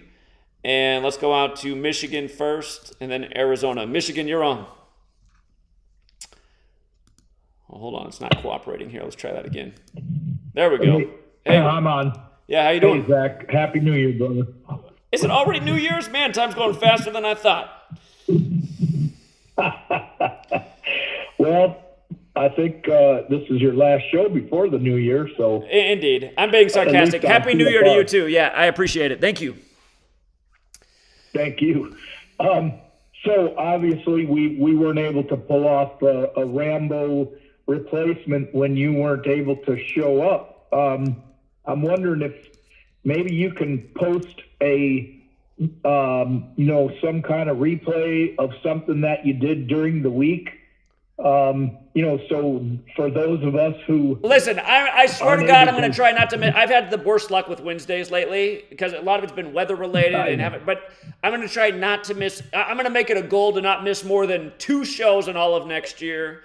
And the problem is you have to have this piece of software that I have on the computer to connect to TFR. I have no control over what the replay is. I'm pretty sure Chris Gio's mad at me because he hasn't responded to any of my comments for months. And... yeah, so I mean, I'll just try not to miss shows so we don't have the problem. Is he alive? I hope Chris Gio's alive. I got to imagine he's alive. I certainly hope so. All I get is dead air. When I call the call and listen line for any other TFR shows, even yours, there's nothing there. The only way I can get through to listen to you is on the call-in line, the 213 number, and it's like they're gone. I'm on some other platforms where, you can push a certain number to listen to this show or this station or that station. TFR is one of them, and it's dead air. It's really weird. Yeah, I don't get why he doesn't answer you. It's like he's not there anymore. Anyway, keep up the good work. I do appreciate your Wednesday nights, and I'll move over for the next caller. Thanks, Zach. All right, appreciate it. Appreciate the suggestion too, and let's hope Chris Gio as well. Thank you. You're welcome. Yeah, another rumor started with the trolls this week is that Chris Geo is my handler. It's like, God, does it ever stop? All right, let's go out to Arizona. Arizona, you're on. Howdy. How you doing? Howdy. Howdy. Yeah, I think last time I called in was about a week ago, and without Gematria, Super Bowl 30 was it Neil O'Donnell threw 2 interceptions to the Steelers when he had no receivers down there, and then later in the end zone, with 2 Steelers or Cowboys running toward each other, he thread the eye of a needle to his receiver, proving that it was rigged. That was Super Bowl 30. Right. That was really obvious. That was overt. And I identify myself as Steve. And I called about a week ago, and I left with 2 jokes. Why can't you circumcise a politician?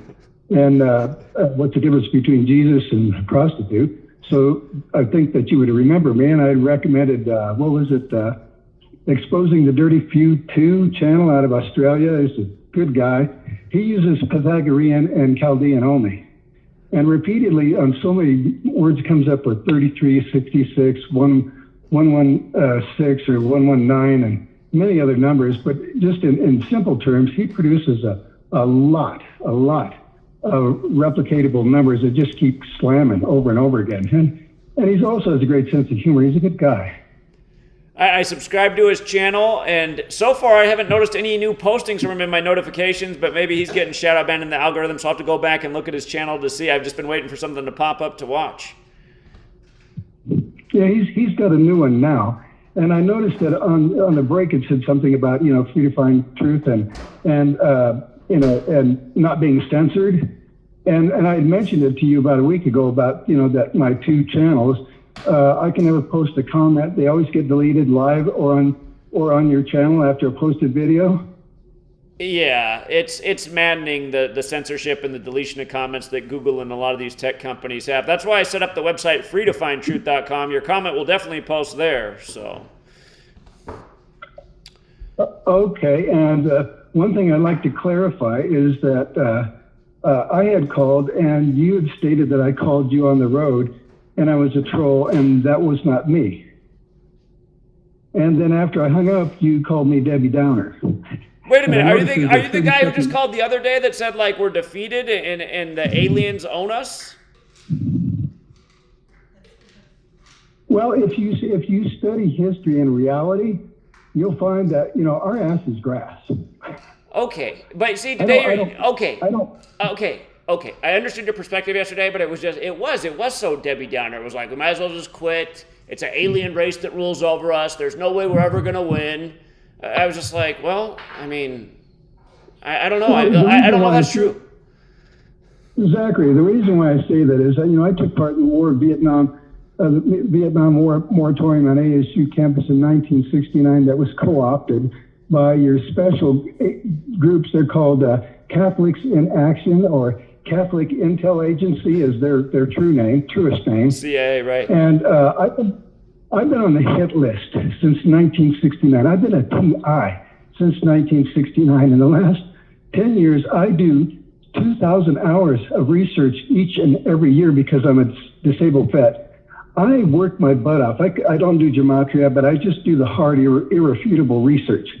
So I've been slamming every geezer on the internet, Jeff C., a.k.a. Stephen Molyneux, so Jeff C. is not dead, and all the other geezers, with Alex Jones and Team Manify waking up and Russian squids and a call for a downsizing. Sure. I've hammered all those guys since 2013. Yeah, I put out more irrefutable data. I'm on my 61st and 62nd Gmail accounts. Okay, well here's all I have to say to you then. You could be right, but yesterday you sound more. Today you sound like you're in better spirits, and yesterday it sounded like you wanted to commit suicide. And I said to you yesterday, I said, well, if that's what you really want to do, that's your choice. And I mean, I'm not opposed to it, but at the same time, it's like, maybe consider the idea that there is a reason that we're being censored and suppressed all the time. That shows me that they have a strategy to keep us in line and controlled. And to me, that's the sign that they can be defeated if more people would become like us. And the only way there's ever going to be more people like us is if we keep doing what we're doing, because there's not enough numbers yet, but it doesn't mean someday there won't be. And, I mean, again, I would look at you as a necessary person, somebody who gets it. Plus, you have a sense of humor. You make people laugh. That's another quality. So, I mean, anyway, I hear where you're coming from. It's just yesterday, it was pretty much like, throw in the towel. We're dead. The aliens got us, and, I'm getting out of here. So. Well, the reason why I've made those statements is because I have been to Egypt twice. I've studied with two learned Egyptologists in Egypt. One of them, Fadi Yahya, been the curator of the Great Museum of Cairo, and his father, an archaeologist, said that they had unearthed devices that were not made by the hand of man. But, there's a wealth of other data and research. You look at the Great Pyramid, Angkor Wat, Nan Madol, Sacsayhuaman in Peru and Cusco, or all the, monolithic stones or Baalbek, that stone where humans can't replicate. We can't do it. If we didn't do it, somebody else did. I hear everything you're saying. And I do. I get it. But I still think they can be defeated. One thing I do know, these devolved entities, they do fear us. They hate us. And I truly believe they are soulless, and that's maybe one reason why they hate us, because we have compassion, generosity, kindness, love, laughter, and they don't. And so that's why they absolutely hate us, is because if it's envy or they're just broken like the board kind of creatures. But I do know that they do fear us, or they wouldn't do all the crap that they're doing, eliminating. I've watched, over the last 9 years, I watched them systematically remove 100 channels, so-called truthers, this year and the next year and the next year and the next year. They've just systematically removed thousands of channels across the planet. And I think it was 2020, YouTube went down for almost a full hour. And that was their, their cleansing period, where they just removed buku channels. It's just, I do literally, Zach, I have done my due diligence since 69, the last 10 years. I literally do 2,000 hours of research every year, because that's all I got is time. I had a near-death motorcycle wreck 22 years ago, and the VA tried to kill me off with 2 systemic infections and unapproved surgery. I worked my ass off. The other day, I was just, I'm at my wit's end. It doesn't help being alone for 22 years. It doesn't help that I've only had like 3 girlfriends, for 2.5 years, 2 months, 3 months.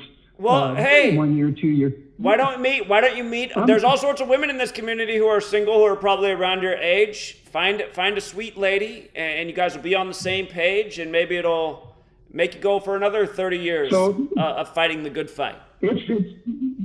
I'm almost 69. Okay. Well, what's wrong with that? My grandma got remarried when she was in her 80s after her husband died. I mean, you got plenty of time left.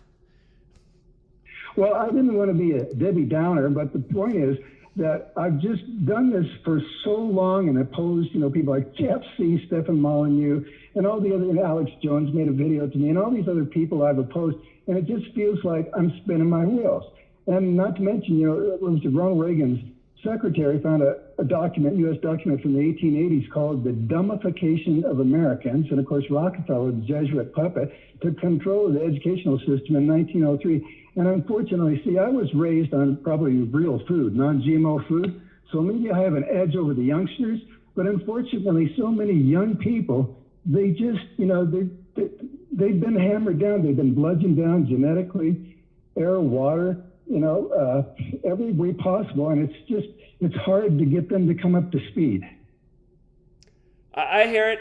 Hey, by the way, my mom is also single, your age, and lonely. Maybe you guys could hit it off. She needs to live in warmer weather anyway, so just going to put it out there. She's in the chat right now. But hang in there, buddy. Hang in there. I got to let some more other people on the show, but don't feel alone. Go ahead. Do you know how to circumcise a redneck? I don't. Kick his sister in the jaw. See, you can. Yeah, you need to stick around, man. These are good jokes. Humor is my strong suit. It always been. This is a bad one because meth is absolutely designed to kill off Americans like you can't believe. But there is one. It's what do Mormon missionaries and tweakers have in common? They both ride bicycles and they're on a mission. All right. See, that's why you got to stick around. Mexicans are these non-illegals. I'm seeing them just flood into America, and they're in new vehicles, brand new vehicles with 3, 4, 6, 8 Bambinos. The clergy plan is in order. You know the clergy plan, yes, with a K? What? The clergy plan, there was this guy, half Japanese, half European, and he declared that, all the whiteys, all the Caucasians need to be replaced in Europe, America, and Canada. And that's what they're doing. MSM said, 2 million came into the U.S. in 2022 and probably in the same in 2021 and 2020. We have a literal army of invading creatures that don't care about whitey or any multi-generational, 6-10 generational Chinese, indigenous or black or anybody. We are being invaded like a mother fletcher. It's just crazy. I get weighted down with I observe everything and take everything in, not just Gematria. It's crazy, go nuts. Yeah, I hear everything you're saying, and it's always interesting, and you are a very funny person, so I hope you stick around, and I hope you don't give up. And again, there's a lot of women around your age in this community who probably are looking for a like-minded person. So, I mean, I think you're definitely not too old. You shouldn't feel that way. So my name is Steve, or Old Man Bo. Old Man Bo. Ladies, he's out there. All right, appreciate you. I told you that 2 years. Okay, thanks. Have a safe future. All right, yeah, you too. Have a good night. Bye. All right, take care. All right, Old Man Bo. Let's go out to 347. Good friend from New York. What's going on, New York? Zach, come back to me after 11. Come back after 11? Okay, that's in 15 minutes. All right, I'll be back. All right. Let's go out to Toronto. Toronto, you're on. Hey, Zach. Just wanted to say, I'm not really into the sports stuff, but I just got a really quick decode here regarding the Super Bowl and potential Detroit Lions making it all the way. So the Lions appear 9th and the Bills appear 19th. 9 by 19 is 0.47. 19 by 9 is 211. 211 is the 47th prime. And then I found this book about, it's not a book, I guess like a parable or something, but it's about, let me, 1 second, sorry, I'm just reading off right here. Parable called A Line for the Emperor. So, I feel like that has some kind of connection to do with the Super Bowl and the World Cup, with the lion, with Messi, the Lions having the same kind of color to them. I'm not, like I said, I'm not the best with the decode. I'm still trying to get my feet down, but it's kind of like the start where I have so far. So just wanted to pass that on to you, maybe spark something or not, but yeah. Sure, I appreciate it, and keep it up. You'll just get better with time, but thanks for also calling in tonight. Yeah, man. Have a good one. All right, yeah, you too. Take care. Okay, from Toronto to Colorado. Colorado, you're on. Hey, Zach, am I coming through? You're coming through. Hey, Zach, this is Isaac. I met you in New York. What's up, Isaac? Hey, hope you're well, Zach. I just wanted to add a couple more connections here with, as far as who the Jesuits are, who they're invoking, at least who they think they are. I've been finding all these connections more and more. The more I look with the goat, the bull, and Baphomet, with the Templars, Catholics, Jesuits, right? So yeah, you're probably aware of King Philip. He supposedly infiltrated spies into the Templar initiation rites. Some of what they supposedly saw was all kinds of things. You've heard all this, many confessions by the Knights Templar, with this Baphomet worship, the bull worship. Mithra being pre-Constantinople. Are you familiar with Tracy Twyman by chance? I don't think so. She's an author. So she researched the Holy Grail and secret societies. She actually got herself killed in a hangman ritual for what she was exposing. Rambo mentioned he learned from her actually in New York. He actually used the word hangman ritual for how she was killed. But I didn't realize how dark some of her books go with, she gets into Ouija boards, and she has a section of a book where she claims to have invoked Baphomet or summoned Baphomet while she was researching the Holy Grail. And keep in mind the Ouija board, the letters and number combos, everything from the discussion she tabbed out with him. He's a big fan of this letters and numbers thing, this Baphomet character. She wrote something that all societies are venerating Mithra. If you look at the word Mithra and society, it's almost a perfect match in all four. Got the 33, 93, 39. But between Mithra and Christianity, December 25th, we know this whole sun god birthday, Capricorn time of year. Now, Baphomet's known as both like a goat and a bull. Sometimes he's referred to either or. Some of his names, so sometimes it's Father Mithra, and others it's Father Mithras with the S at the end. I found Father Mithra in Catholic at 71. Father Mithra 79, along with Society of Jesus, Knights Templar 79. The Goat of Mendes is another name of his, 68 with Catholicism. Leviathan 52, Goat of Mendes 52, the Pope 52 in basic, Goat of Mendes 56. Otherwise, yeah, we've got Baphomet 35 with Catholic, Jesuitism 35, Cult of Mithra 56.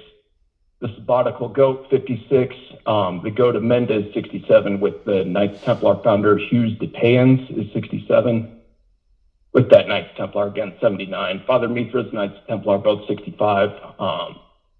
But this is going like, yeah, the Goat of Mendes, 67. Blood Sacrifice, 67. Basically, like, who else could be with the Jesuits? I mean, we've got the medical seducers on Baphomet. We think of the phrase both into one, or 201. Baphomet is really an alchemical figure. He signifies when two becoming one, essentially, when you look at it. We were talking about the whole transgender thing. Klaus Schwab shown very often with the cross and the bowl, and the fire torch on Baphomet's head, like, set the world on fire, you just mentioned. Anyway, I think there is a lot more to this. I know more people will find as they go. I've only started digging into this, but the more I look, the more I find. Like Baal is another bull or goat figure. You could say bull, Taurus. BL is common, BL combination of letters. You know, bulls on Wall Street, business deals. Mithra is known as the original contractor, or where the handshake comes from, business deals, all this blood sacrifice, the black sun, there's all BLs going on here. Baphomet was known as a contract keeper and wealth bestower. We know the Templars were the first bankers, charging interest, and yeah, Skull and Bones is actually inferring Baphomet as well. They were supposedly worshiping a Skull and Bones figure of Baphomet, so just wanted to throw some stuff out there for people to find. I think there's a lot to go into with the Capricorn overlap, the whole bull sacrifice. The Maitreics looked at the bull sacrifice the way Christians look at the Jesus sacrifice. So all paths lead to Rome, as you say. Indeed. And yeah, I think there's a lot more out there. Yeah, very interesting. Call us back again. Great call. Thank you. Yeah, absolutely. All right, take care. Okay. All righty, let's go out to Steven Shields, 817.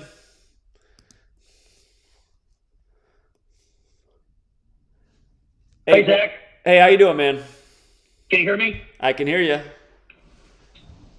Oh, good, man. I was thinking, you know, me and you, everything you say and do, I agree with everything about you. It's like, I mean, you never say anything that pisses me off or anything. I mean, you're just like, it's like I feel like we could be brothers practically, right? But anyway, did you hear about the snow NATO? It sounds like a snow tornado. I haven't. Where'd that happen? Yesterday, I'm watching the news, and they said they show in Idaho a tornado in the blizzard formed. They called it a snow-nado. I was laughing my head off. I said, what is this shit? So, sure enough, snow-nado equals 33. And then over on GematriaEffectNews.com, another truth seeker posted, his name is Alex something, and he posted that there was also a tornado reported in Poland. And I'm like, okay, they are totally making these storms, I mean, what are the chances of a tornado forming in a blizzard? I've never heard about that. That seems just like it's, they're messing with weather modification. Indeed. What do you think? Yeah, I have no doubt about it. It's obvious they brought in this crazy Arctic weather just in time for the holiday to ruin a lot of people's travel plans. I mean, I probably would have made it back over to Portland if we didn't have freezing rain and snow and ice all over the roads, but it's pretty hard to drive over the mountains when it's that way. And it's not like that typically out here. So, but all across the nation, people's travel plans were disrupted. So, yeah, they did that to us on purpose. But of course, most people will be like, "Oh no, that's nature. That's God." No, well, no, I don't think so. They control the weather. Like they did Hurricane Harvey. I've never seen a hurricane back up into the ocean and then come back up on land. They did that with frequencies. They pushed Hurricane Harvey wherever they wanted it to go, and it's just, and most people look at me with that fluoride stare. They're like, It's like, oh, Stephen, that's crazy. They wouldn't do that. Yes, they would. The United States is at war with us, the people, and people don't see it.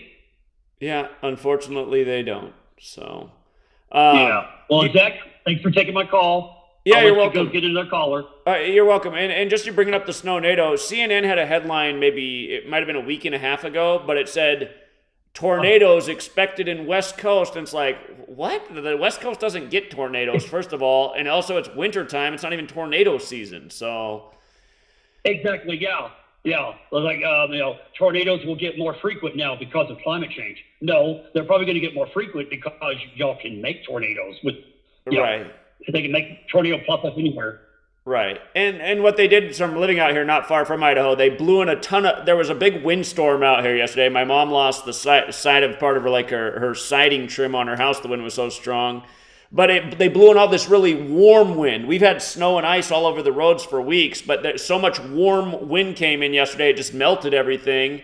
And it's like, look how they're just like shifting weather from different parts, like with this. They brought in the really cold air with a big windstorm. Now they bring in the really warm air with a windstorm. You can just, it's just so manipulated. And we'll be right back, everybody. Sit tight.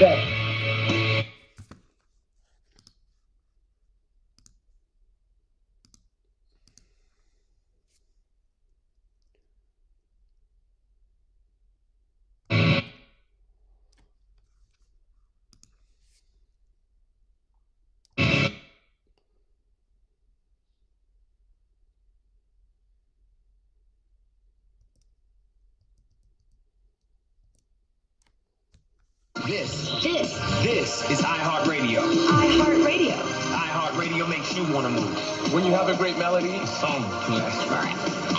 Instantly connected. I love it when the beat goes. Did you know you can listen to Truth Frequency Radio on iHeartRadio? Just download the app to your smart car, smartphone, or smart TV and get the best of TFR wherever you are. iHeartRadio. I'll see you there.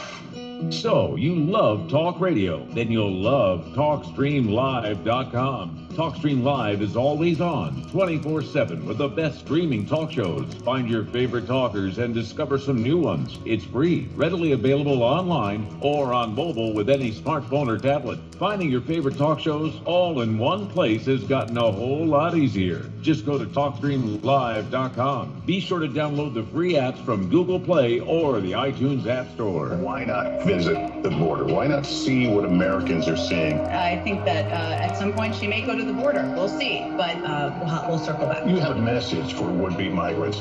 Don't come. Do not come. Put it in reverse. Do not come. She may go to the border. I will have to circle back on that one. Do not come. Do not come. I expect at some time she may go to the border. We'll circle back. You have to understand that there's a reason people are arriving at our border. So how quickly does this change what we see at the border? I don't know. I don't understand the point that you're making. There's not going to be a quick fix. It's not very clear from the beginning. What her focus has been, what the assignment is to work with leaders. She's doing exactly what the president asked her to do. It is insulting. It is embarrassing. You have a message for would-be migrants. Don't come. Do not come. Put it in reverse. Do not come. She may go to the border. I will have to circle back on that one. Do Do not come. Do not come. I expect that sometime she may go to the border. The reason that I'm in Guatemala is to address the reasons people leave home, flee. They want to stay. They don't want to leave. We are going to the border. We've been to the border. This whole thing about the border. You haven't been to the border. And I haven't been to Europe. What her focus has been, what the assignment is to work with leaders. She's doing exactly what the president asked her to do. It is insulting. It is embarrassing. You have a message for would-be migrants. Don't come. Do not come. Put it in reverse. Do not come. She may go to the border. I will have to circle back on that one. Do not come. Do not come. I expect that sometime she may go to the border. I know what you tell the people that live at the southern border. I guess they better arm up and get guns and be ready. Maybe they're gonna have to start taking matters into their own hands. It is bad all around. Don't come. Do not come. Put it in reverse. Do not come. She may go to the border. I will have to circle back on that one. Do not come. Do not come. I expect it sometime. Wherever you are, make it TFR. Frequency Radio.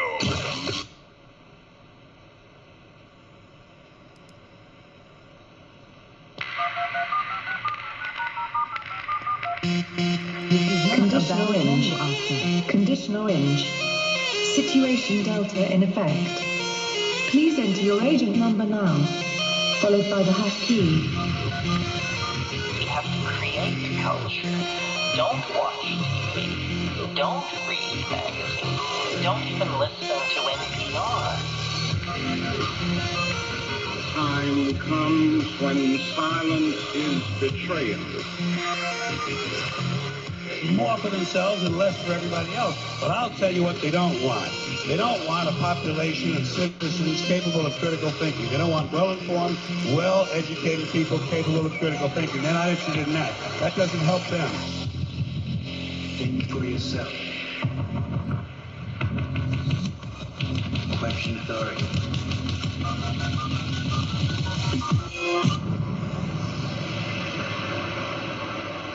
This code has been compromised.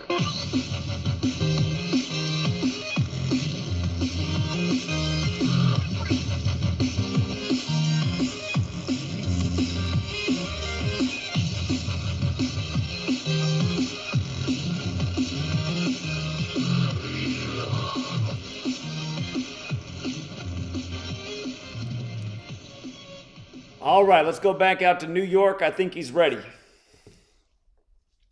Hey, you can hear me, Zach? Yeah. How you doing? You can hear me? I can hear you. I'm good. I'm gonna make two quick points. I didn't hear the beginning of the show. I know you talked about Pope Benedict being sick, that he's about to die soon. Did you speak on that? Start the show? Yes. What do you see in the numbers in it? Because I know that he was the first German pope in 1,000 years when he became pope, and then Pope Francis, he became the first Latin pope for South America. So what you think the connection is? Okay, so just to go through it again for everybody, this news comes 11 days after Pope Francis' birthday. Of course, Pope equals 11. Pope Francis just turned 86. Remember, Pope Francis became Pope 86 days after his birthday. He's Pope Francis. The last French Pope died on the 86th day of the year. In Gematria, Jesuits equals 86, Pope 11. And then again, Benedict is 95 years old right now. The Jesuits' original purpose was to counter the 95 Theses, which was Martin Luther, who came out of Germany. So now we have the German Pope at age 95, about to die in a perfect Jesuit ritual sync with the first Jesuit Pope. So you think he would be dead in less than a month? I won't be surprised if he's dead as soon as tomorrow, to be perfectly honest. Tomorrow's got the 83 date numerology. Well, yeah, it's almost tomorrow already for you. It's funny as I say that, it's 8:03 p.m. out here on the West Coast. So... Okay. Germany. Hold on, just to make the point for people to know, Germany equals 83, just like murder equals 83, and we know how many people die in connection to that number. So that's why I'm saying I wouldn't be surprised if he's dead on the 83 date numerology. Okay, my next point, the Buffalo. You see how many people, what's the last number I've seen on the total number of people who died in Buffalo was 35. What was the last number you seen? I saw that. I also saw a headline about 57 people dead in the greater Buffalo area before Super Bowl 57. By the way, one other thing about tomorrow. Not only does it have 83 date numerology, but it is 1229, and 1229 is the 201st prime, going with the big Jesuit history of 201, and Pope Francis being the first to live in Suite 201. So, okay, but it was this main story they was focused on in Buffalo about this nurse, this 22-year-old nurse, and she's calling her sisters in Charlotte, North Carolina. Did you see that story? Why they focusing on this one nurse? Sure. 22-year-old. Yeah. And she told you calling her family in North Carolina, Charlotte. Charlotte, the Queen Buffalo, City. the Queen City. Yeah, Charlotte, the Queen City. Buffalo, the Queen City. Yeah, I think there's a connection there. And they said she was 22 years old, and she just got off work, and she got caught up in the snow, in the blizzard. That's what they said. Huh. Yeah. Yeah. Interesting. So that's all I had, Jack. All right. Appreciate it. Great observations as always. Thank you. Okay. All right, have a good night.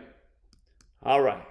Longtime veteran, always a great caller. Always sets a perfect example, short and to the point. Came out and pounded pavement with us for the 9/11 gathering. Let's go out to 562. What's going on, 562? Zach, I'm just listening, man. Happy New Year, brother. I'll hang in there. All right. Happy New Year, man. Thank you. Take care. All right. Let's go out to the friend of Bob Marley. Of course, we just had the latest 201 ritual with the death of Bob Marley's grandson yesterday. He died on an 81 date numerology like Bob Marley died in 81, and he died a span of 33 weeks from the Bob Marley anniversary, 201 days from the anniversary of his album. Are you there, friend? Yeah, what's up, man? How you doing? Not as good as you. Oh, I don't know. I don't know if that's possible. When I met you in New York, you had a great smile. It's hard for me to smile like that these days. So, happiness is wealth. So. Yeah, you can't let them get you down, man. You see, when you're speaking the truth, people gonna always fight you down. You know what I'm saying? Yeah, indeed. Indeed. So, can't let them get you down. You know what I'm saying? Yeah.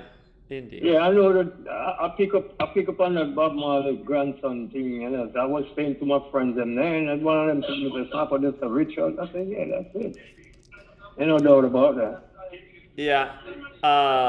Amy at cracktheircode.org did a really good decode on it. So did King Richard TV and Bamboo Soldier.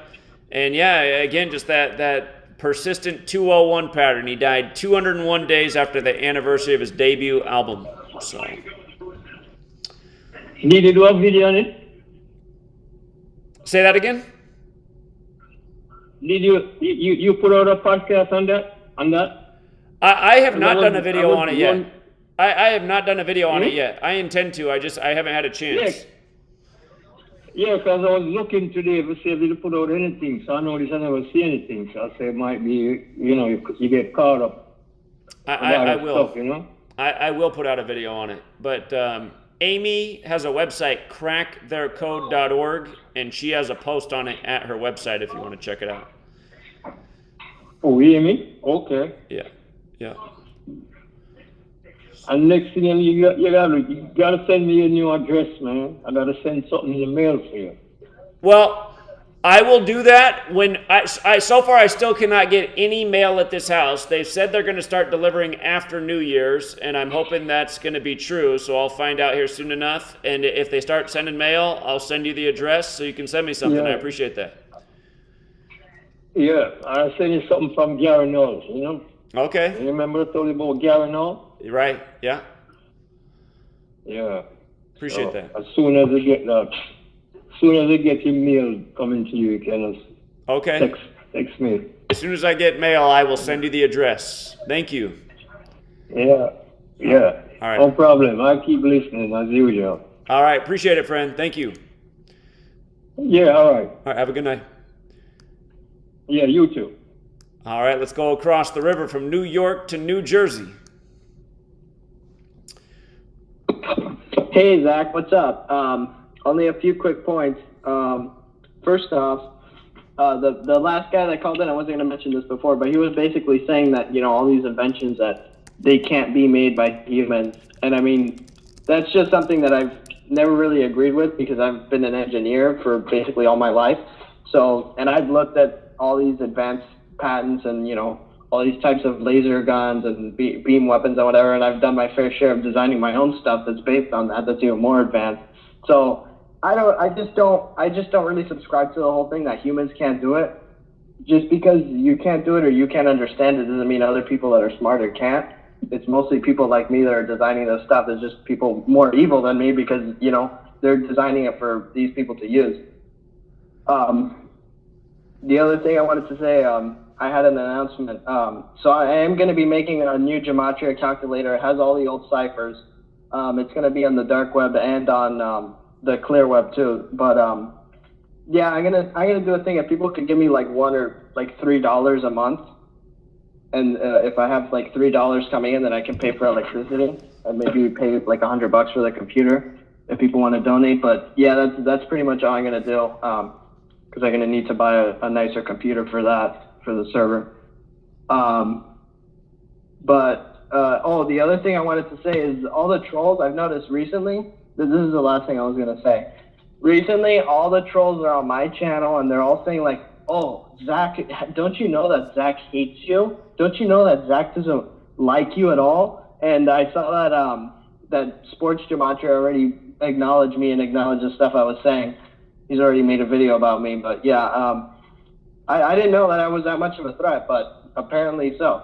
Because I'm getting like, every time I check my notifications, there's a new troll comment on my videos, you know?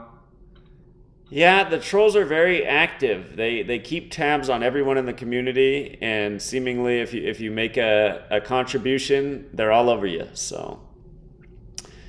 And that's something I do want people to pay attention to. There are other channels in the community who you would think are part of the community, but again, they're kind of the backstabbers. And you notice when you watch their live streams, the trolls are in their chat, but they're like supportive of those channels, like the Simple Trolls of the world and the Gematrinators of the world. And it really does make me think that it is some kind of co-opted thing. So.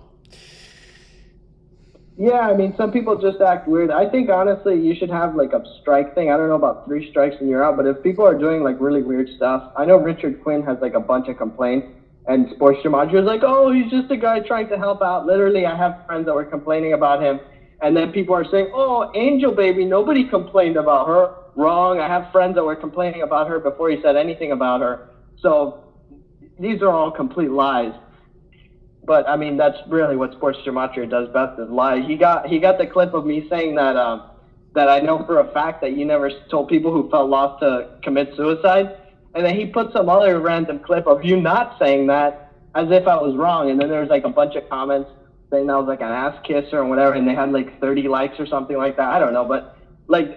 Well, the sad thing is these guys are probably all 50 years old, and they're harassing you who's just turned 18, and that's how pathetic they are. And again, that Sports Gematria, I mean, that's a ballless loser. He never calls in. You don't know who his face is, but he just sits here and trolls all day. And again, I mean, you just already know this is a guy with no life, a reject, a loser, and sadly, there's a lot of them in this world. And yeah, it's unfortunate. I know he was there earlier. Yeah, he was watching the whole stream. He didn't call in for the live stream.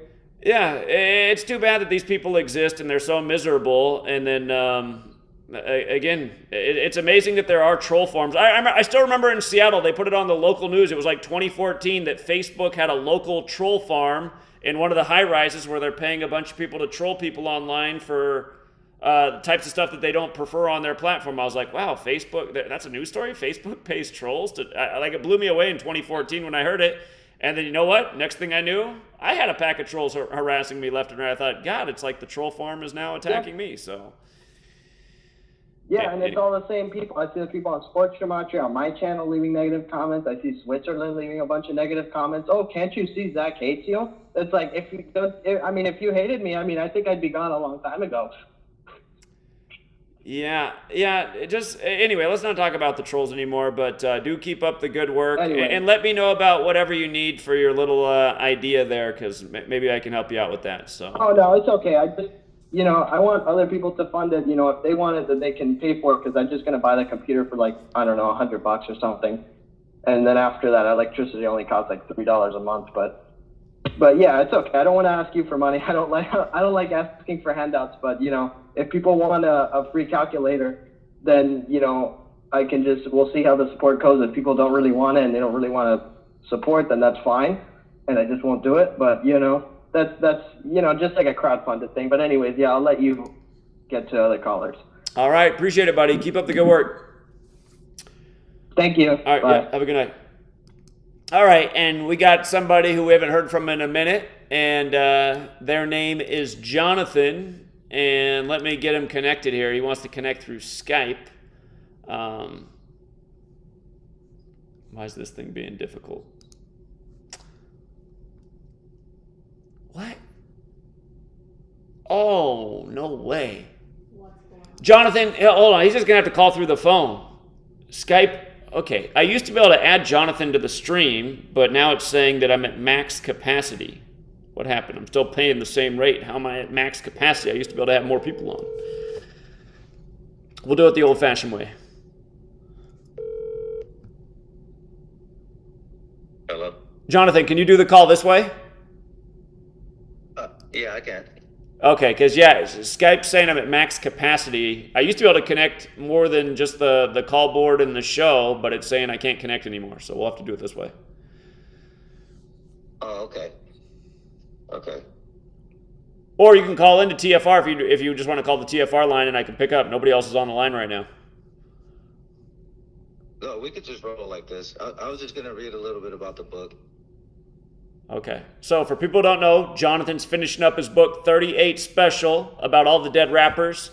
And I'm going to let you go. I was thinking more about your book. I got some other ideas for it too, unless maybe you've already done it. But just go ahead. I'm listening. Okay. Well, yeah, I'm interested in that too. Okay, so I'm just basically just talking about, like, in a timeline, like all the biggest rappers that ever died. And so right after Tupac, it was a rapper named Yaki Gaddafi, and he was part of the Outlaws, which was Tupac's group. Look at this. This is how bad of a joke the trolls are. The troll is going to start spamming the phone so we constantly get the beep. He just did it. I mean, these people are just pathetic, man. They are pathetic. Go ahead, Jonathan. Over the commercial break, I'm going to figure out how to block the unlisted callers because this is going to be the game. But go ahead. Okay.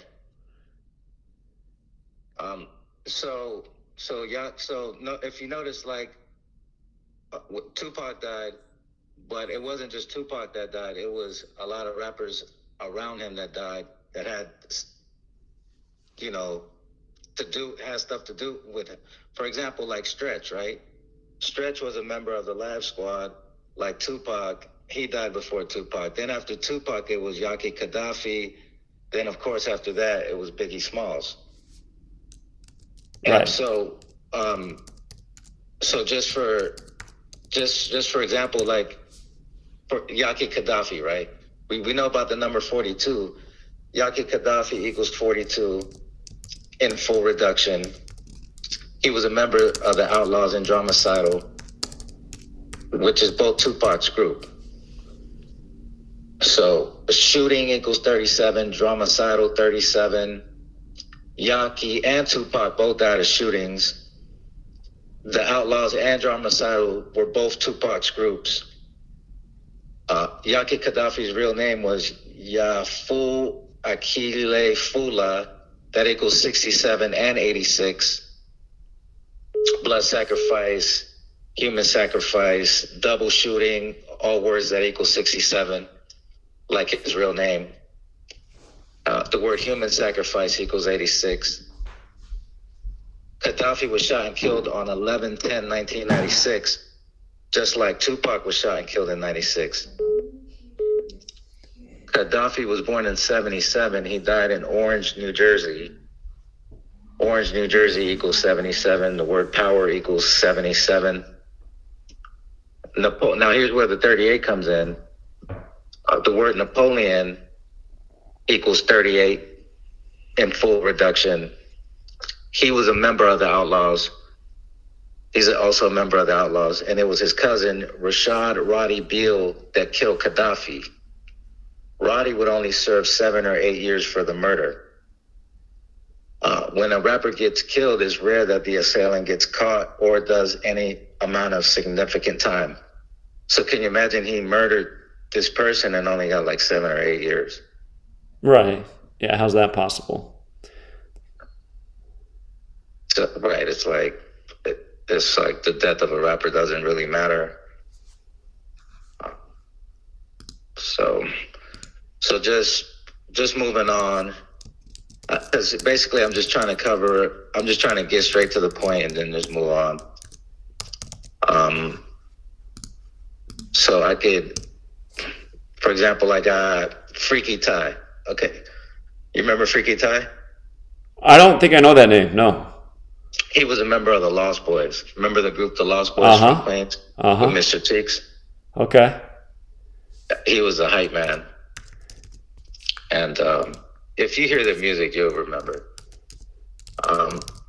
So Freaky Ty's real name is Talik Raymond Rogers. That equals 103. 103 is the 27 prime number. He was shot and killed while he was 27 years old. He's part of the 27 Club. Ritual equals 27.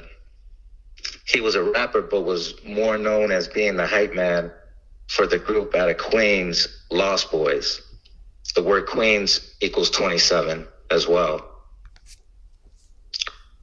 Mr. Cheeks was the big star out the group. So here we have an example of the smaller artists being sacrificed for the bigger artists in the group. Freaky Ty was murdered after he left Mr. Cheeks' 28th birthday party on 3/28/1999. It was a case of mistaken identity. Really, again, Kelvin Jones, the shooter, was sentenced to 15 years in prison. The word revelation equals 49. Freaky Ty equals 49. Mr. Cheeks was born on a date with 49 numerology. And then I wrote, for more information on the number 49, read the part about DMX in this book. Because it's like a whole 49 fest with DMX, which we talked about. Right. So Freaky Ty was born on a date with 37 numerology. The word hype man equals 37 in full reduction. Shooting equals 37, as well as 44. Mr. Cheeks equals 37 in full reduction and 44. Lost Boys equals 37. And Freaky Ty was shot right after he left Mr. Cheeks' 28th birthday party. And so Freaky Ty was known as one of the best hype men in hip-hop history. Mr. Cheeks' his real name is Terrence Kelly. That equals 59 in full reduction. And Freaky Ty died on a date with 59 numerology.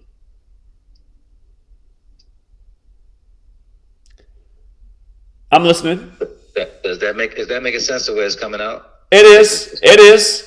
Okay, because when you write something, it sounds different when you read it out. When you start the book, Jonathan, do you just like go full board on the 38s?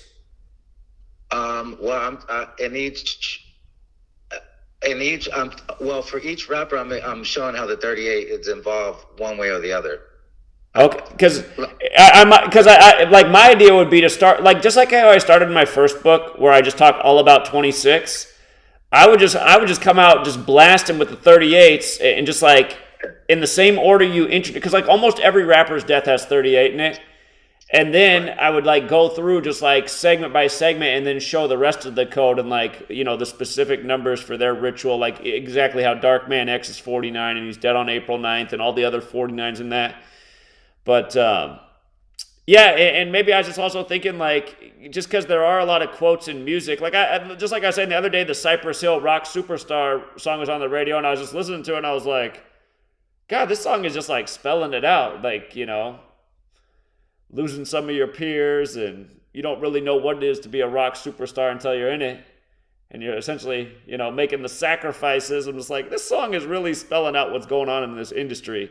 Like if you open the book with a quote and then just like a blast of 38s and then go through just like chapter by chapter, if you're doing the top 20 or however many people you're mentioning, then I would go through and just give those greater details. But yeah, I would come out hitting hard with the 38. So just all the 38s, like rapper, murder, yeah.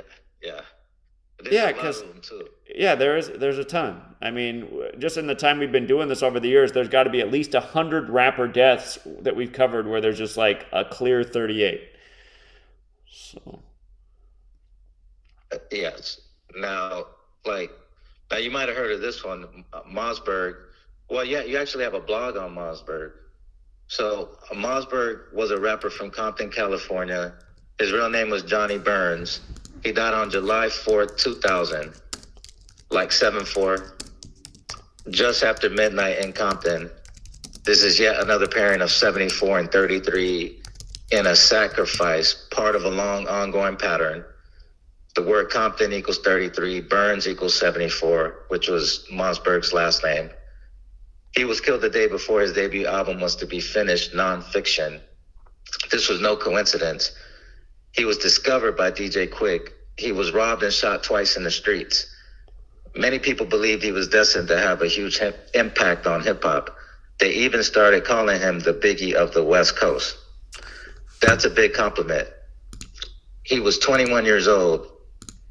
He was DJ Quick's protege, and DJ Quick has gone on to have a tremendous career.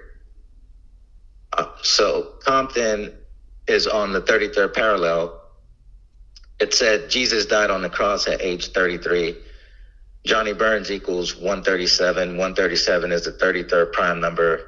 The death came just years after the death of Tupac, who died just before his album Machiavelli was released, where Tupac was shown on the cross. Machiavelli, cross killing, Jesus rapper, all equals 74 in English ordinal. The day Mossberg died can be written as 7/4, Masonic, Jewish, occult, all equals 74. It's obvious who killed them, the gang that runs the world. These people want the public to believe that this was an unsolved murder.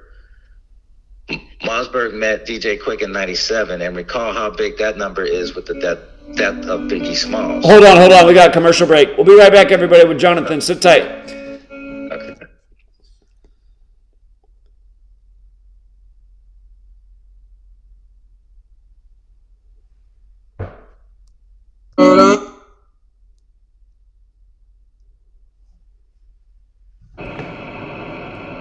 Here's number 2 in the art of persuasion. Accurate facts. Accurate facts. We call it dealing in truth. Accuracy is very important. Here's why. It builds credibility. Credibility starts to weaken if you mess with the facts, the truth, the correct numbers. Now, everybody will give you room for what we call an unintentional error in dealing in facts. Now, see, if my watch says about 7:28, but if you were to ask me what time is it, and I was to say it's 7:30, you would allow me to be a couple of minutes off, right? If I said it was 7:30, but accurately, really, truthfully, it was 7:28, you would give me that error to just quickly say 7:30, right? You would say, you didn't mean to mess up my life, right? By leading me astray with this erroneous information that it was 7:30 when really it was only 7:28. Now, there are times and occasions when you may have to be precise, and it may be a life and death matter, who knows? Extendivite is more than just a heart tonic. Do you have any of these symptoms? Night cramps in the hands and feet. Your arms and legs often go to sleep. On short walks, do your legs get aches and pains? Is your memory worse than it used to be? Ankles that swell late in the day? Has your blood pressure increased lately? If you answered yes to even one of these questions, you may have early warning signs of arterial blockages. Your body is saying that it is time to take Extendivite. These are not the normal signs of aging. They are the warning signs that accompany blocked arteries. Get your Extendivite today. Extendivite is available in capsule or liquid form for just $69.95 for a 2-month supply. To get started, call 1-877-928-8822. That's 1 877-928-8822 or visit heartdrop.com. Extend your life with Extendovite.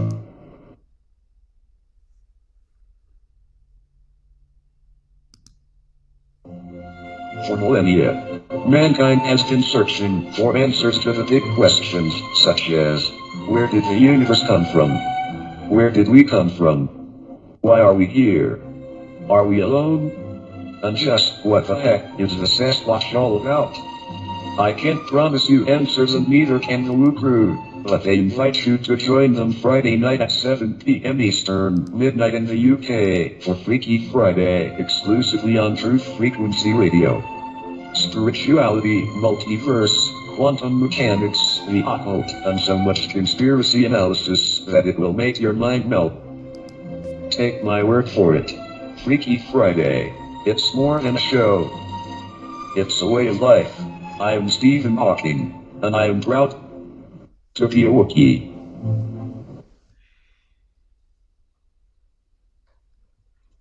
We are TFR.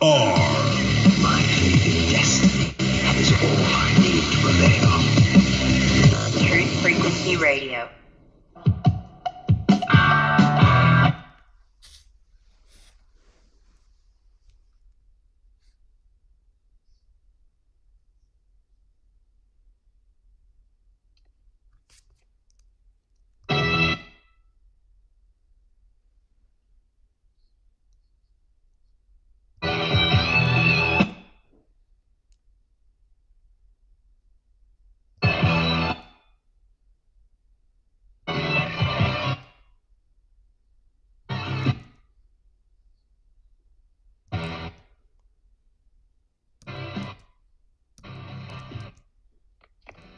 All right, we're back. True Seeker. We're with Jonathan. He's talking about his new book that he's finishing up, 38 Special, and you got the floor again. Okay, I was just finishing up with Mossberg. So I was just saying that Mossberg met DJ Quick in '97, and recall how big that number is with the death of Biggie Smalls. It's no coincidence they started calling Mossberg the Biggie of the West. DJ Quick claims that he was the one who dropped off Mossberg, and then a few hours later he was dead. DJ Quick did not go visit Mossberg at the hospital after he heard the news. DJ Quick was 30 years old when Mossberg was shot. Recall I talked about the number 30 with the death of Eazy-E.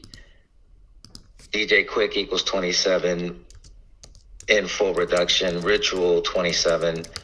Nonfiction equals 56. Johnny Burns equals 56. Society of Jesus equals 56. And that's pretty much it for that. And then the way I just started Tupac's part, and I just started like this. So Tupac Shakur is one of the most famous rappers of all time. He was the most famous and popular rapper in the 90s. He was very influential. He sold over 75 million records and is considered a legend. We all know how talented Tupac was, but because we have seen him in movies and we have listened to his music. But did you know that Tupac died on a date with 38 numerology, just like Biggie, and then et cetera, et cetera? Then I'm going to just go on after that. So. Yeah, it sounds good. I just, since it's 38 Special, I think you got to come out screaming with the 38s and just smash it in their head, just the one number, and then you can do the deeper breakdown just to show people that it is more than just 38. And I was just thinking maybe each chapter, I don't know if it might be hard for every artist to find something in their lyrics, but I'm just thinking about how often there's an Instagram post, a suspicious Instagram post right before the death, or some quote. I would get all those details in the book too, and just remind about that, because so often we're look at the last thing they posted on Instagram, or in the case of DMX, I mean, he has what he said on his records, what he said in the Belly movie. So right, yeah, right. Yeah, I'd start the book with. That's a good idea. Yeah. Yeah, I think when you say smash with the 38s, just give them the definition of different words that equal 38, or should I just start with Biggie and Tupac? It could even be like, it could even be, I mean, like, I'm just thinking quick off my head, but it could even just be something like just quick and understandable. It's not a hip hop song, but there is a song out there called Gematria, the Killing Name. This book is about Gematria in the killing of rappers. And just quickly, just, Gematria is a Kabbalistic practice, blah, blah, blah. And then and this is how it works, and then show them Gematria, English, energy, killing. All these words are 38, rapper. And then just, here, Tupac died on, and then, it's numerology in words. You look at numerology of dates, numerology in words, here's how it starts to look. And then you just go through Tupac, Notorious B.I.G., all these people who've died in connection to these same numbers. So that's how I would do it. Yeah. But I'm finding that there's almost a 38 in every one of them. There's only a few where I can't find a 38, but I'm sure I'll be able to by the time I'm done. But there's almost a 38 in all of them. Like for example, the day Pimp C died, right? Jay-Z turned 38 years old. Of course, yeah. On that very same day. Yeah. He supposedly died from purple drink. Hey, if you want to make this book even more simple, I did meet a really good illustrator in Yakima, and he really is good at drawing, and he's begging for me to get him some material. So he said he would illustrate a whole book for $1,000. I think that's a good deal. If you want to do the book that way, and we just keep it real simple and just go picture of a rapper and the 38 they did, just like introduce it on page 1, I mean, that could be an even more effective way maybe to do the book. So yeah, I like that because people like pictures. Exactly. If it's just like pictures, because he can draw the rappers real, and he works quick at how fast he gets out nice drawings. So he could get the illustrations done pretty quick. If you want to do the book that way, that's another thought. Okay, yeah, let's do that. Yeah, get me in touch with him because I feel like just something that instead of just it being, it'll bring more liveliness to the book instead of just being words. You got pictures that go with it, and it's not like every chapter, every part on every rapper is super long. Like the longest ones are going to be. Well, here's the other way it could be. If it's the children's book version, because still the idea you're working on can be another book, right? But just to get it out there, like it could be just the whole book is just every rapper in 38, and then maybe you just expand on like at the end and just say, and hey, by the way, it's bigger than just 38. Here's the death of DMX on April 9th. And you just give like the list of 49s right there. And then, that would kind of be like the feed into the next book, because then, boom, the next book comes out, and you got the 38s, but then you're going through all these rappers' deaths and the larger ritual. And, I realized that recent Migos death, I mean, the way that was synced up with Mac Dre and the history and the 305 and all that stuff that you caught, really, maybe that's the way to do it. Maybe we get the illustrator guy and we just start putting out editions. Maybe we just got a children's book with like, it's 10 pages long, but it's Takeoff's death and what they did with the Houston Rockets and paid tribute to Mac Dre. And again, it's just like a children's book, thicker pages, drawings. I mean, that might be better for this, soundbite era anyway. And then just, you're just doing one book at a time. It's not as overwhelming. So. Yeah. Good idea. Yeah. I know. It's not easy writing a book. So. Seriously. It's not easy. Yeah, but it's but you learn so much though. Just like as you do the research, you just because it's like you might be the one writing the book, but as you're doing the research, you're learning. Right. Yeah. It really does help you put your ideas more together when you're looking at the big picture and writing a book. No doubt about it. So. Mm-hmm. Well, that's all I had. I was just wanting to read a little bit of the book. Indeed, it sounds good. But again, I really do think it should just come out smashing with the 38 because that'll hook people. Okay, I'm gonna work on that, and you're right. I'm thinking about get me in touch with that illustrator, and I'll just try to do like you said, like Takeoff, like just do the biggest rappers of every year. Like I could start with Takeoff and do like a 10-page book with the illustration, and then the year before that was probably DMX, and the year before that was probably Pop Smoke or King Von. Okay, Yeah, I can connect you. I can connect you with the illustrator. That's fine. Or we can just get the written material and then I can send it to him because who he is he's the husband of one of the women that works for the website team for the website. So Okay. yeah, I don't think it'd be a problem to connect you guys, but yeah, he said because I said like what would you what would the cost be for like 10 illustrations in a children's book? He said it'd be about $1,000. So I said okay. I said that sounds about right. That's fine. So. Yeah, that's reasonable. Yeah. All right, Jonathan. Well, keep me posted, man, and I'll connect you with him. So. All right, I'll let you keep going. All right, take care, man. Thanks. All right, later. See you. All right, so yeah, it'll be fun to see who finishes their book first, Jonathan or me. We're both taking extra time. Let's go out to the callers. We got we only have one more person on the call board. 856, you're on.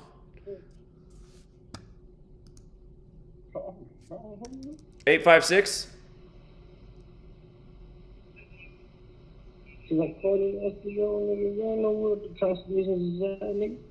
This is me.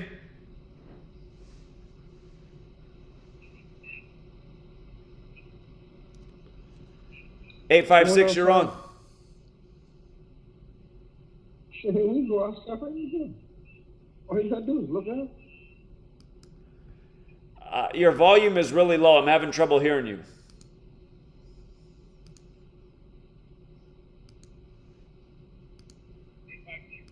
Hello? Yeah, just you gotta mute the video and just talk through the phone. Yeah. My bad. I got you, Zach. Okay. So my name is Steven. Hello, how you doing? Doing well. I've been listening to you since like 2017. So I want to say that you dropping some real for real. I appreciate it. Thanks for listening all those years. Oh yeah. Yeah, I mean, I got both of your books. I had to download them on what's that, the ebook, John? Because I mean, I ain't really got no bread like that right now. I mean, I'm in the hood, I'm in the slums, but that's fine. I appreciate that you downloaded them. Yeah, for other people out there, my books are free to download as ebooks. Just go to my website, GematriaEffect.news. Scroll down, you'll see me on a megaphone with a guy screaming at me. Right above that, it says download ebooks for free. Click that link, and you'll be right there where you can download them. So.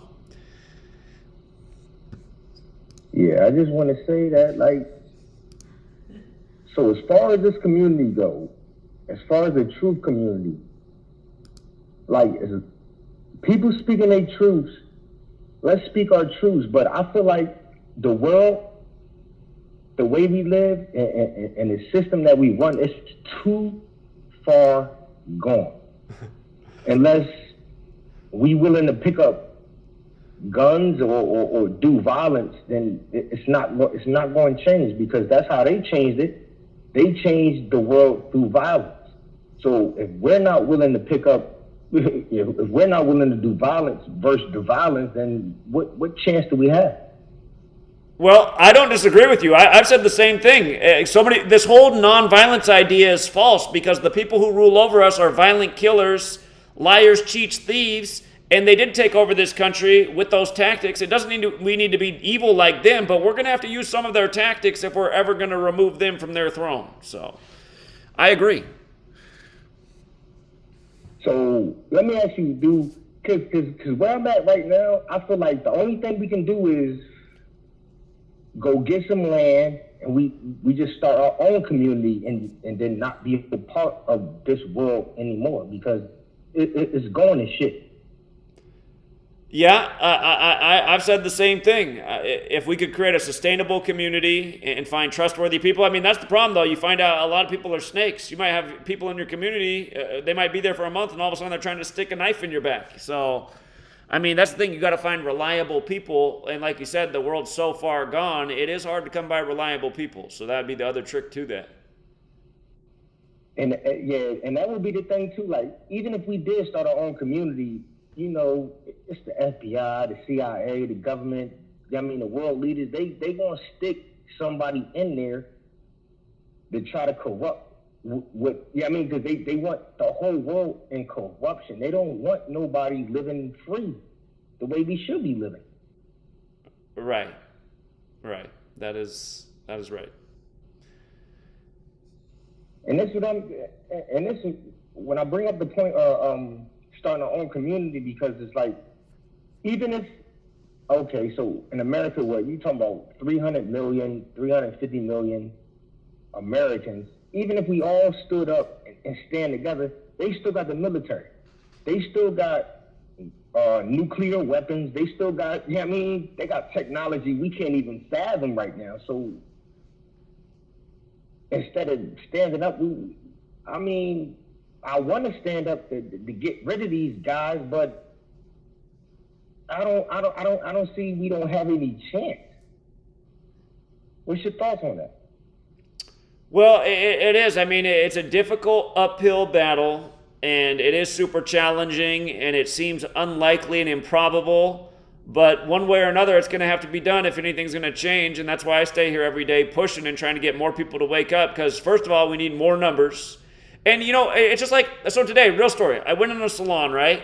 And I'd been in there once before. It's a small town, and when I came in, the woman who cut my hair last time, she wasn't there, but I shared with her this knowledge. She found it real interesting.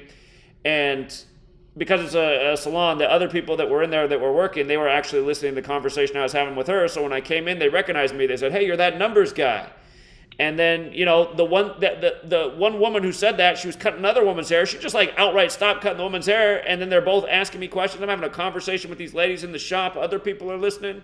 So, when those things happen, I'm like, see, if somehow we could get this out in front of a big audience, people would be... These ladies were blown away. They were like, man, this is crazy. They're like, but it makes sense. And I was like, see, if we could get out somehow and engage this message with a huge audience, I feel like we could start a revolution. And I feel like that's why we're being censored and suppressed. So it's a matter of figuring out a way to do that. And I imagine if you could reach millions of people within that group, you might find, 10,000 real ones that you really could unite with.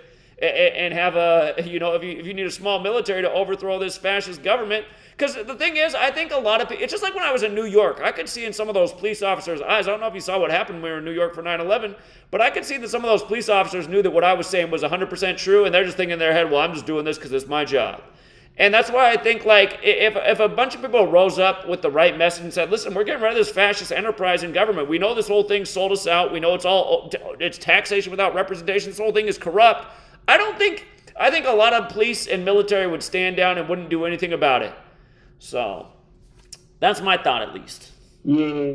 And I believe that too. Like, since, like, I try to be away with this whole world the way it is. Like, I haven't paid taxes in like 4 years. I stopped filing for income tax and all of that, and it's just like, but either way, everywhere you turn, you still got to buy groceries. You still got sales tax. You still got, like, they going to stop you. It's like, at the bottom level, you could try to get away, but they got so many levels that you going to get caught on one of these levels regardless. What's your thoughts on that? Well, that's true too. But again, if we could cause an uprising, we wouldn't have to worry about any of that stuff. So, it sounds like a pipe dream, but at the same time, it is possible, it is achievable. And if more people were pushing, it would happen. So.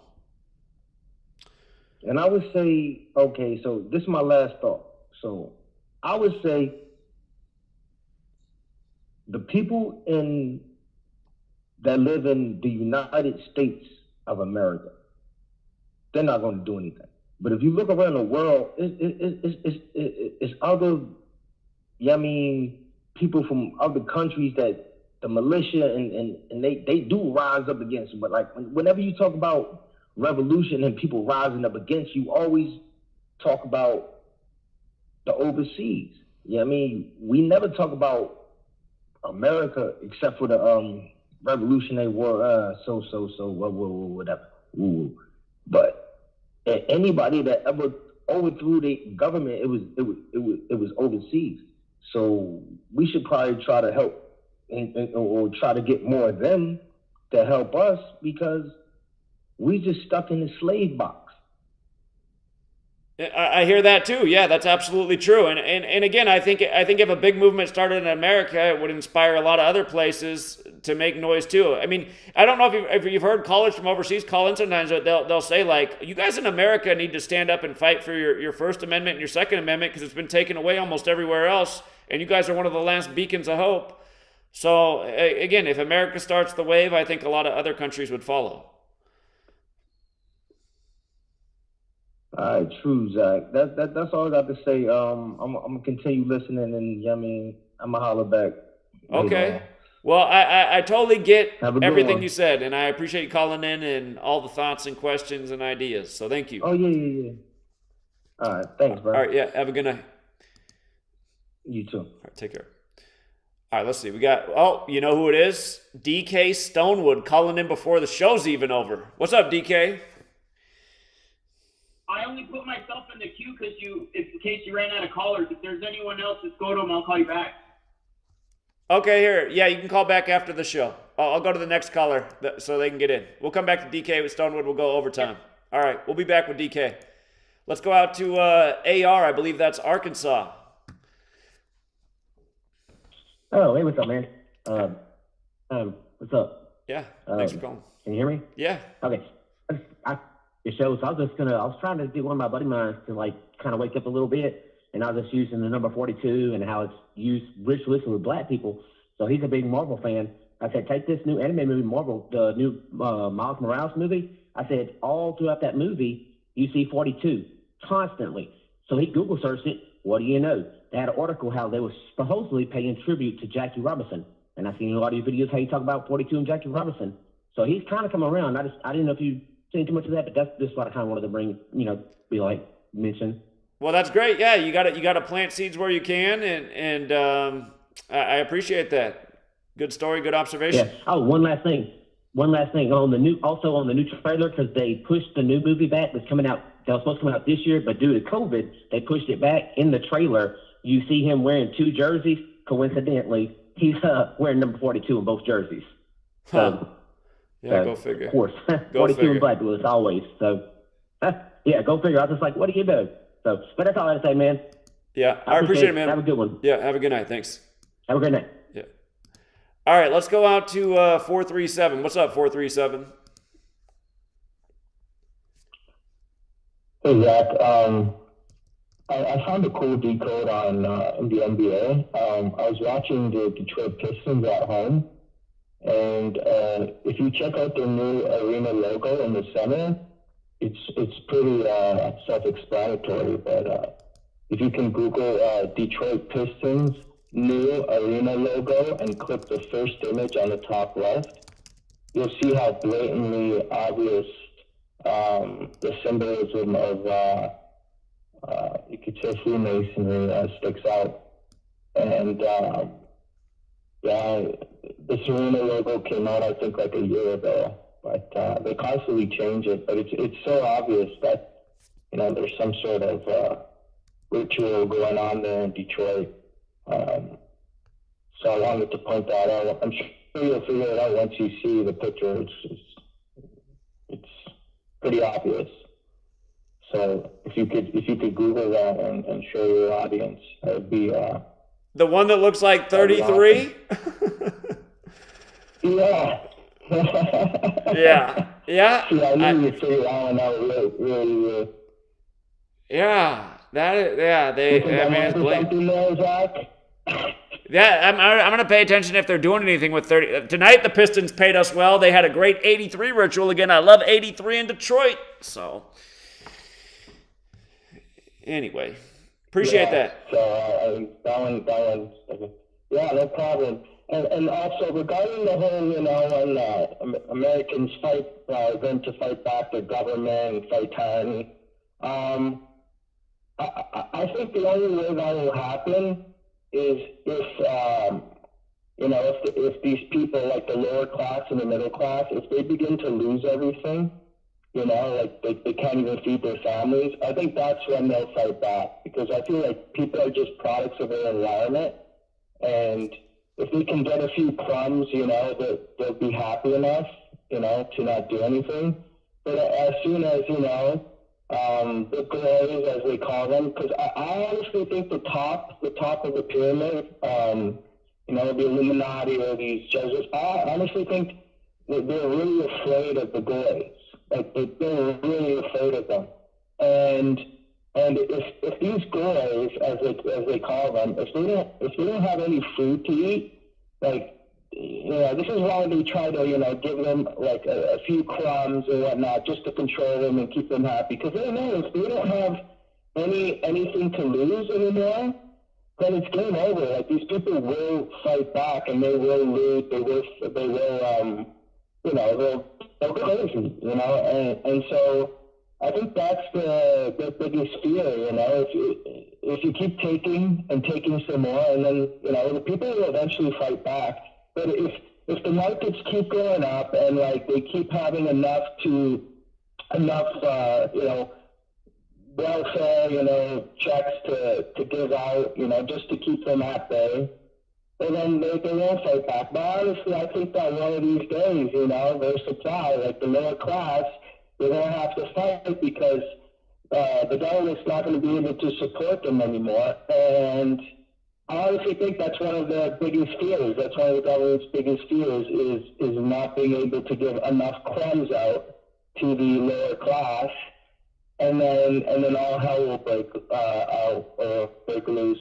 What do you think of that? And I'll just head out and listen to you after the call's over. So just let me know what you think about theory, and appreciate your good works. Keep it up. All right, appreciate the call, and I do agree with you. I mean, as long as people have food on the plate and electricity going, you know, they're content enough that they're not going to fight back, as most people don't. They just go on with their slave wage and, you know, the things that they enjoy about life. But yeah, you're right. If they took it all away and people had nothing to lose, that's when the uprising would come. So are we ever going to see that day? I don't think that's how they do it. I think if they want to get rid of us, you know, it would be through some like massive weather warfare event, and just like, you know, it's just, people will think it was acts of God when really it wasn't. So, and again, I do think that there's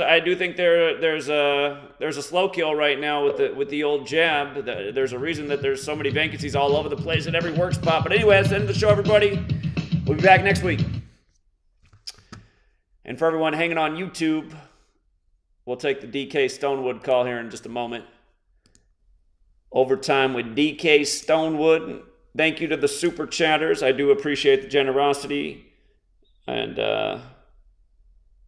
let me find DK Stonewood. All right. DK Stonewood, I'm probably interrupting his bong session. He's got to get his game face on.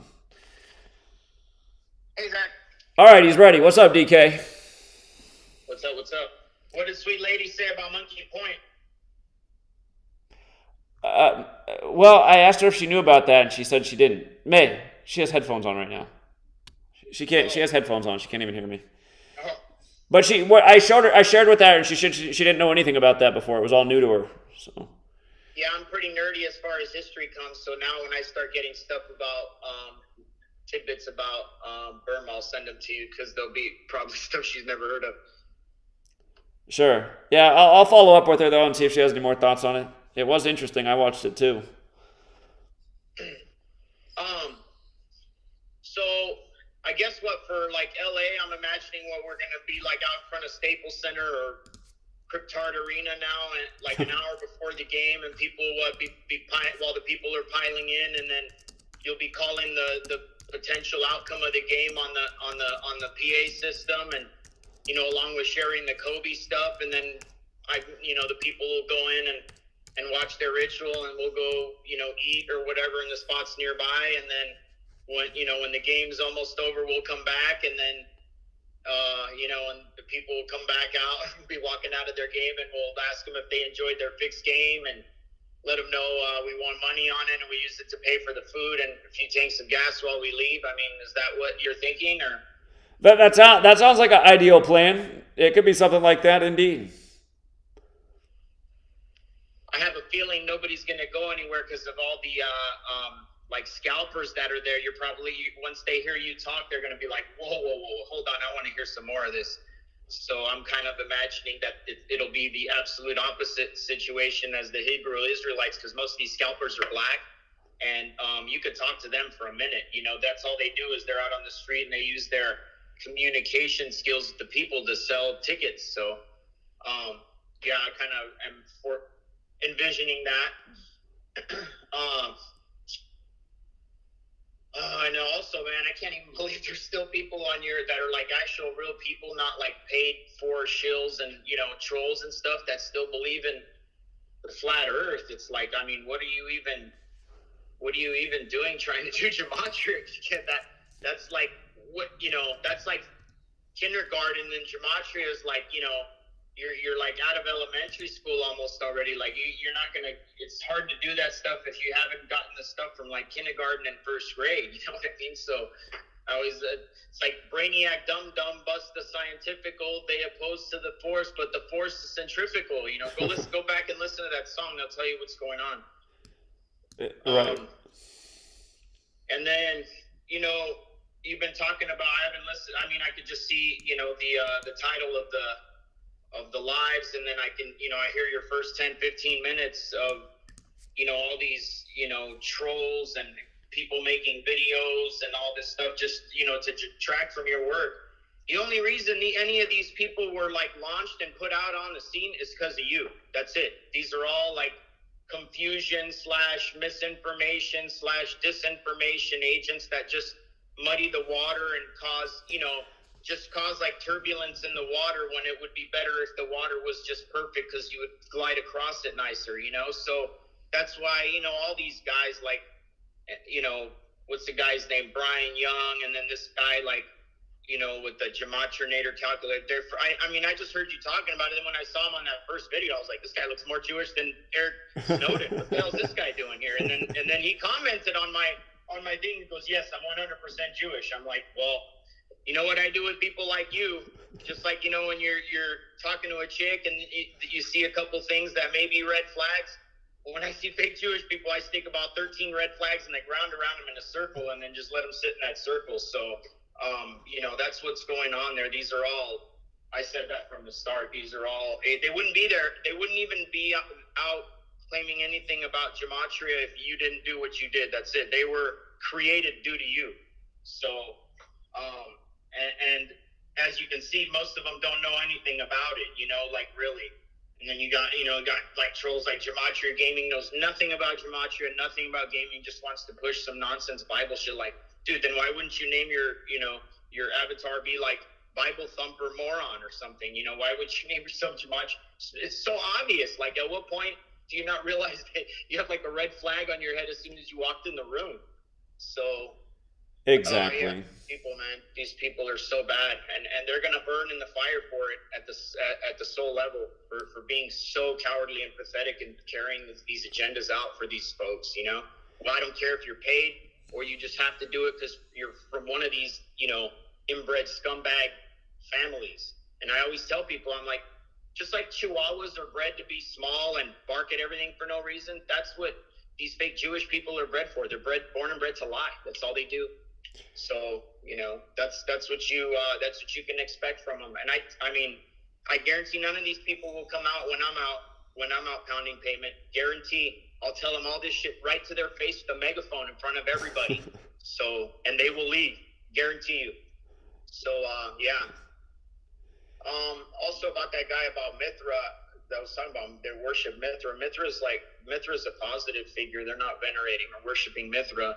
And it's mostly about like Baal and Moloch. That, from what that's like the same being. It's like a, you know, it's like a bull-headed humanoid with like, you know, the goat bottom. It's a Baphomet or whatever. And back in the day, they would have literally metal statues of a bull, you know, that's just standing like a bull standing out in the field.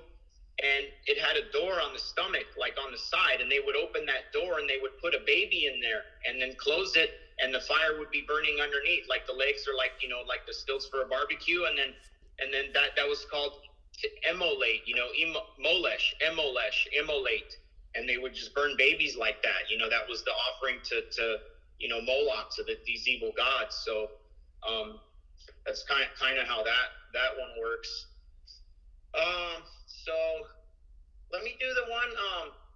What's the guy that does the good soccer decodes? Script Unveiled. Oh yeah, this one's for Script Unveiled. I mean, this is just maybe some of the stuff he had already said, but or he has already done on his channel, but I just didn't hear him go over it when he was talking with you. Messi and Mbappe both play for PSG and the owners from Qatar, and then that new star for Argentina that Rambo talked about, he plays for Manchester City, which is owned by the owners from UAE, which is right next to Qatar. And I'll talk about Mbappe at the end. And then as far as the World Cup goes, can you refresh my memory real quick? Well, Pele was on his deathbed and all that, and you did some stuff about that right now while the World Cup was going on. What was the gist of that again? Well, the day the headline first broke that he was on his deathbed was 41 days after his birthday, and World Cup equals 41. And again, the World Cup began this year on the day, leaving 41 days left in the year. And I'm curious about what happens to him tomorrow. It's already tomorrow on the East Coast, but tomorrow's got the 83 date numerology. He's in his 83rd year of life, like football and murder's 83. And if I'm not mistaken, tomorrow's also 68 days after his birthday, and Brazil equals 68. So obviously his time is near, but we'll see. I don't know if that exactly relates to what I'm about to say, but I mean, maybe it does. So Pele's the only guy with like 3 World Cups. And he's got the record for Brazil for international goals at 77. So he scored his 77th goal in 1971 against Yugoslavia in a friendly. And then the big thing was right now is Neymar gonna break his record during this last World Cup. And he was one down. He's at 76 to come into that Croatia game that they lost. But he scored that goal. So he ties Pele at 77 playing a match against Croatia, which is formerly Yugoslavia. And Pele got his 77th goal playing against Yugoslavia. How many years? 71. So 51 years prior. So I don't know if those numbers mean anything. Maybe, I'm just throwing that out there for that guy since he does such good decodes on that. And then I don't know if these numbers mean anything. Argentina was runner-up 3 times, and then they've been in 18 World Cup tournaments. They have 47 victories in 88 matches. I mean, I'm not a Gematria person, but those were just the kind of the things, that stuck out to me that I wanted to run by you guys who are specialists at it. So if there's anything viable there.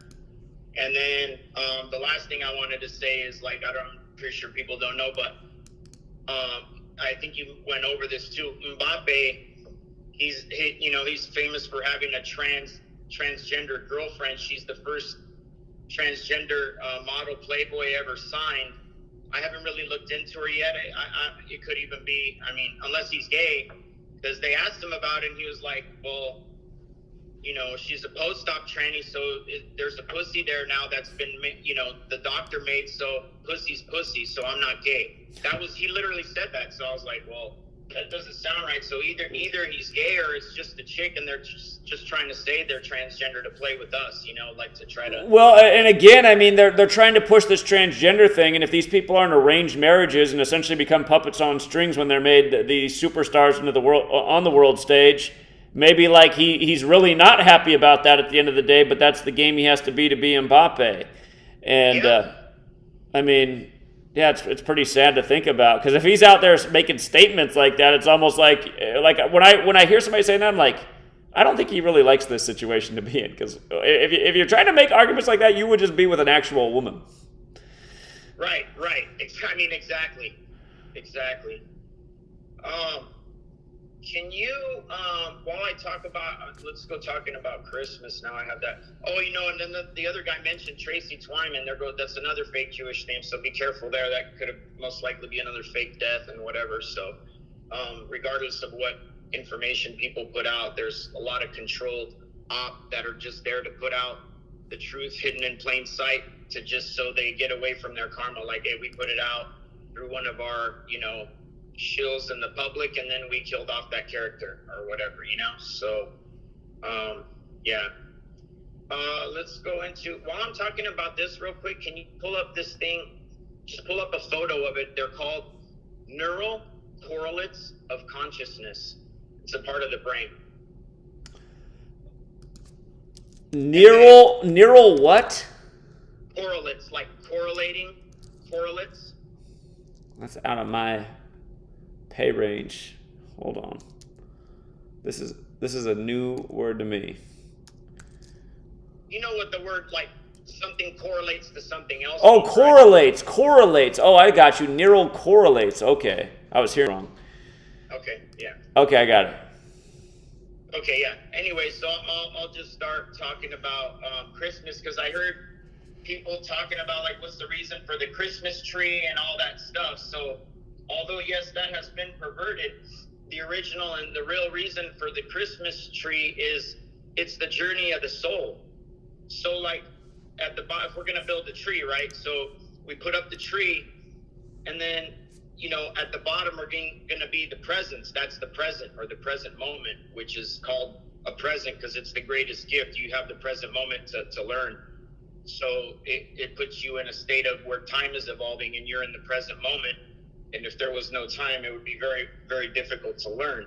So you start at the bottom, actually, and then if you were, if the tree was just green, we just brought it from the tree lot, we would set it up. And what you would do first is you would get that strip that's either like silver or red, that you would start at the top and you spiral it all the way down, right? Like leaving a little bit of gap. And then after that, you would put in the lights, or you may put in the lights right before that, and then they spiral kind of down the tree. And then later you put in all the ornaments. And then on top goes a star, which usually isn't a two-dimensional star. It's usually like 3 or 4-dimensional thing that looks like a Merkaba, which is like a three-dimensional Star of David. So as you start in the present moment, you're trying to learn and evolve your soul. And then as you go through, you are supposed to be incarnating on all kinds of different planets all throughout the cosmos. And, the cosmos is a big spiral. When you look at the Milky Way, you see it looks like the iris of, like, your eye. When, people do that iridology and you take a picture of an eye up close, it looks just like like the Crib Nebula or something. So when you see these photos of the Milky Way from a distance, just looks like a big spiral of light spinning.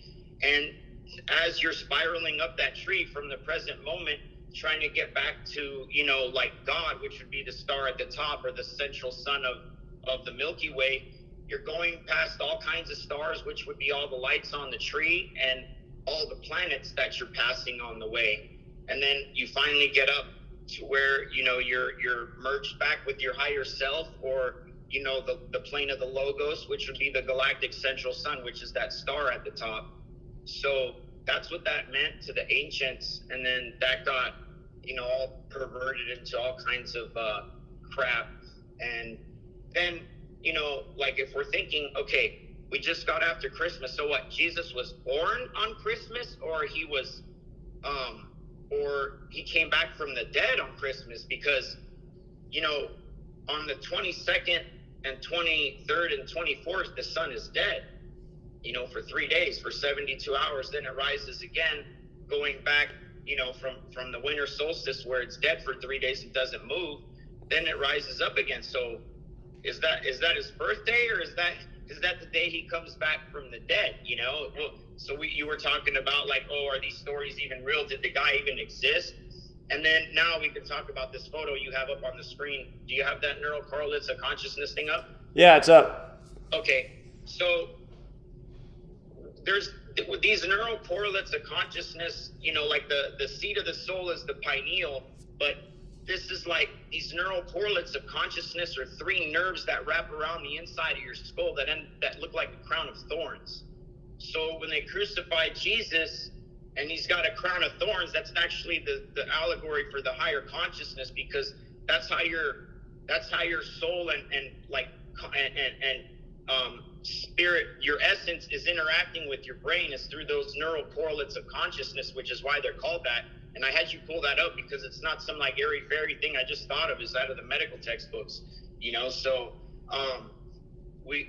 these stories have been, how would you call it, they're so muddied, you can't even, so if you're going to put a guy on a cross, right, and then you're going to hammer 9-inch nails through his wrist bones and his ankle bones, the pain that's associated with that, and then you're going to go put a crown of thorns on him that's just like saying, I'm going to break your legs and then I'm going to give you a hangnail. It just doesn't really make much sense. Like, what would be the point of that? So, we got to look at these things a little bit, kind of pull back a little bit. Is this really, are they giving us, a true story that's been embellished? Are they giving us a completely fake story? We have to be ready to go either way on that. You can't be like locked in solid to any of this stuff, So yeah, that's kind of what I got to say about. I remember you having conversations in the last week about, people talking about whether it was real and Christmas and the Christmas tree. So kind of just wanted to throw that in there. Sure. And again, it's so obvious. The birthday of the sun is what that day's been celebrated as since forever. And then again, just the English language, sun. I don't know how people can't see through these obvious astrotheology rituals. So appreciate it, DK. Have you ever looked into the Civilita Católica 1890? No, I don't know what that is. Just look it up real quick. I think you'll be interested. It's like it was the last time they could talk about Jews in a bad way, the Catholic Church, and then they released this document, and then it was put out when it was during the final years when it was still possible to express the truth about Jews and the threat they present. Huh.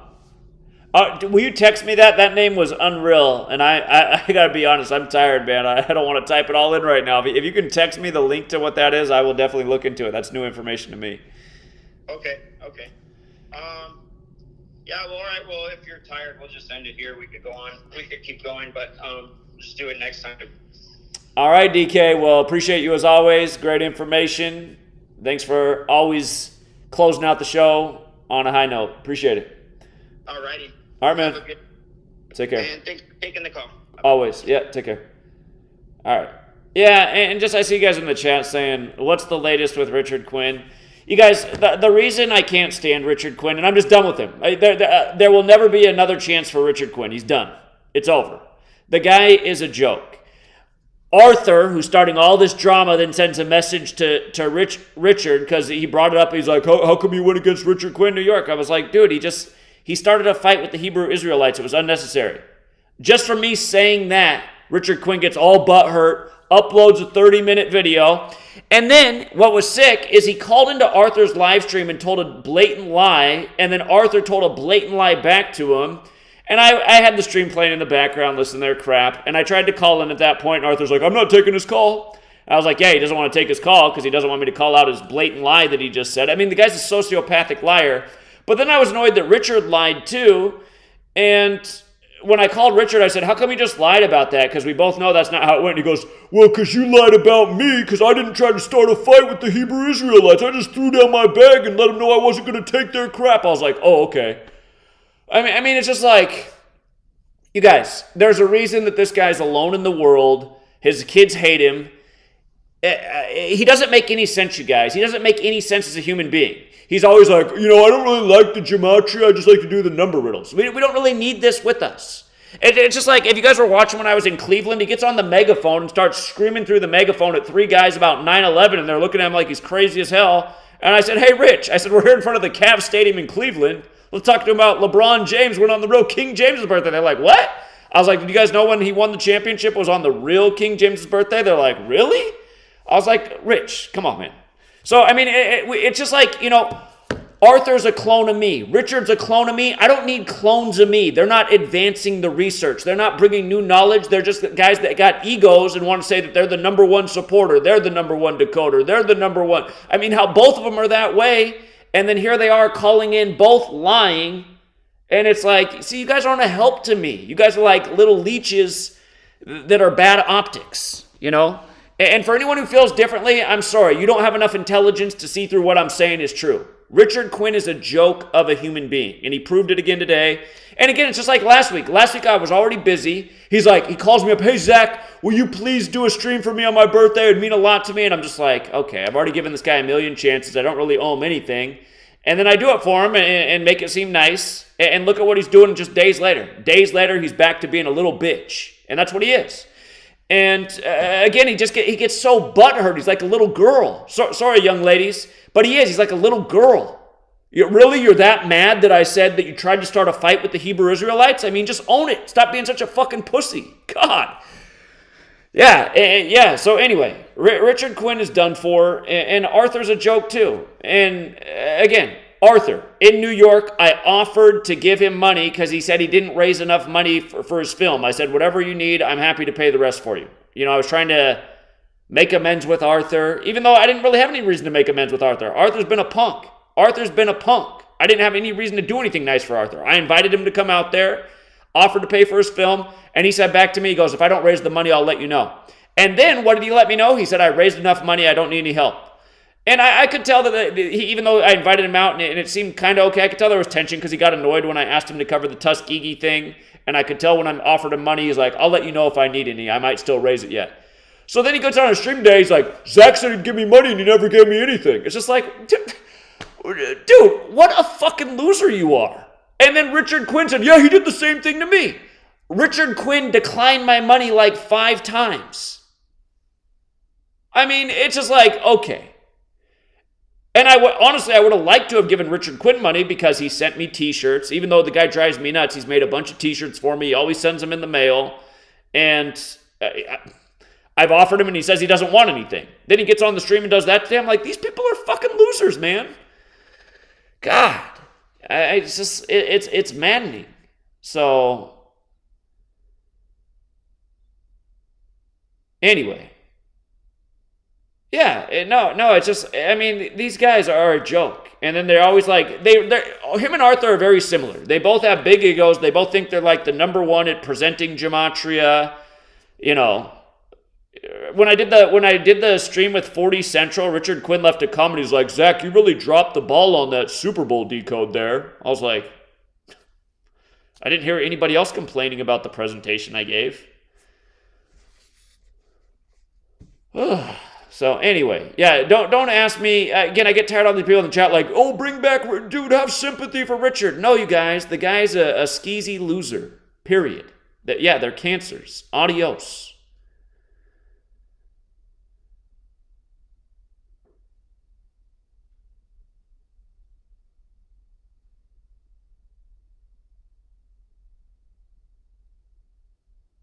Yeah, anyway. Yeah, and again, you guys, I don't like all the drama, but I'm going to address these liars and slanders and scammers and just people that just need to go away. It's like, why do you guys keep coming back to me? Oh, you guys just have to cling on to me all the time. I've already asked you to leave 1,000,000 times. Be gone. Exactly. Arthur worked for TSA in his stream day. He's like, you just got to do whatever job you can get. I mean, God, talk about a Nazi mentality. That's why Arthur's always been a fraud. Arthur, when he speaks, sounds dumb. He's very ignorant. All he ever got into Gematria for was so that he could also clone what I do with sports and set up a sports Patreon live stream that went on at the same time as mine, which was another sleazy move. And then you see what kind of guy he is. I mean, if anyone heard his live stream today when he was rebuttaling, telling his lies about how the story's not true, which you can guarantee is false, the guy's a sociopathic liar. But in the stream, he's criticizing me for having a medical marijuana business and saying that pretty much made me a criminal. It's like, okay, a legitimate business where it's legal in a state. And then at the same time, out of his mouth, he's saying he's done real crime, but he's never gotten caught for it. So it's like, okay, you're bragging about being a criminal, and then putting me down, and then he goes on this rant about how marijuana is not a real kind of medicine and that's just some bullshit. It's like, dude, CBD is a real painkiller that helps out a lot of people. There's people with eating disorders that need weed to even have an appetite. There's people that it helps with their autism. There's people that it helps with their seeing problems, glaucoma and whatnot.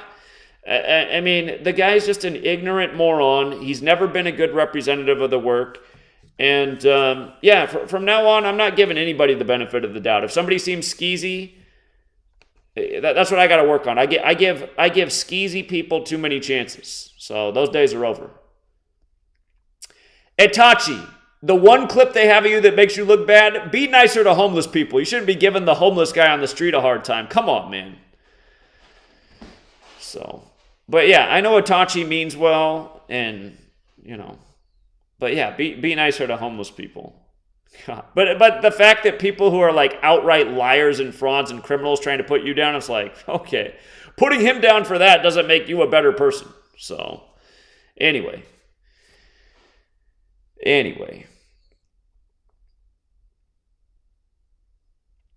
We'll leave it there for now. And yeah, again, for all you guys who think I'm wrong for saying these things, well, you can think whatever you want, but I'm going to address when people are lying and slandering about me, especially when they're just telling outright just 1,000,000% falsehoods. So,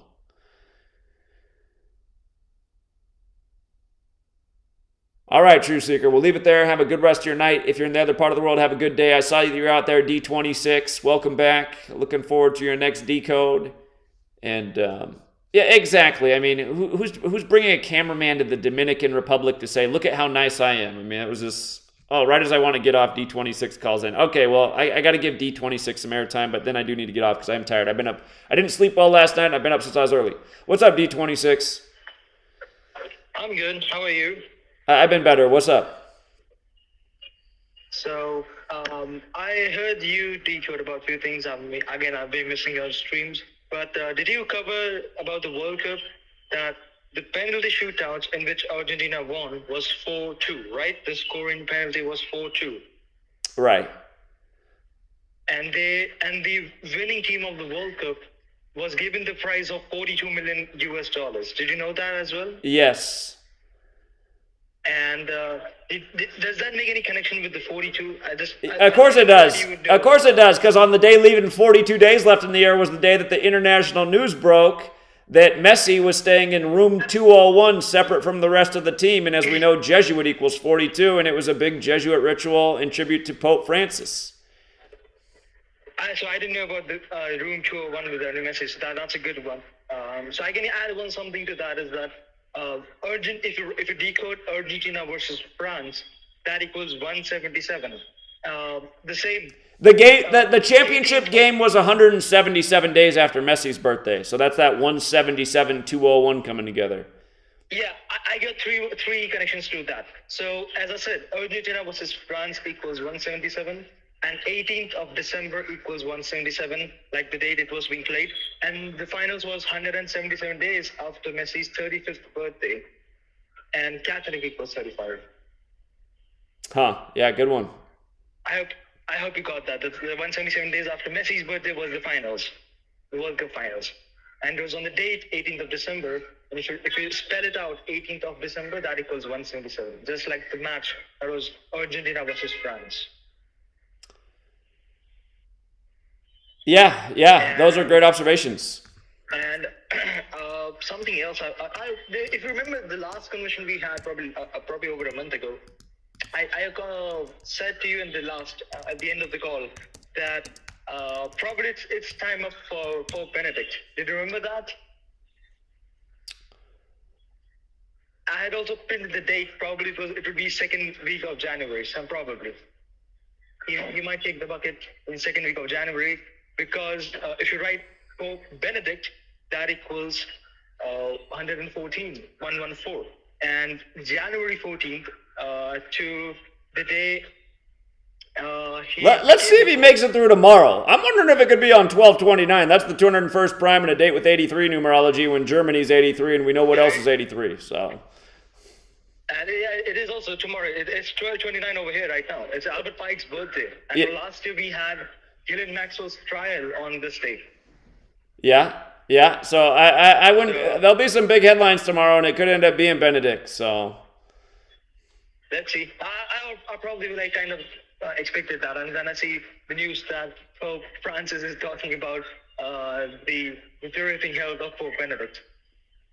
And Yeah. not to mention, he's also the longest living Pope, surpassing Pope Leo XIII, who died on July 20th, the 21st year of the year. Good one. And it's interesting. I also shared that with you on Twitter, and you probably remember that. So I'll just end it with this point that Pope Benedict surpassed Pope Leo on September. Hold on, let me see that real quick.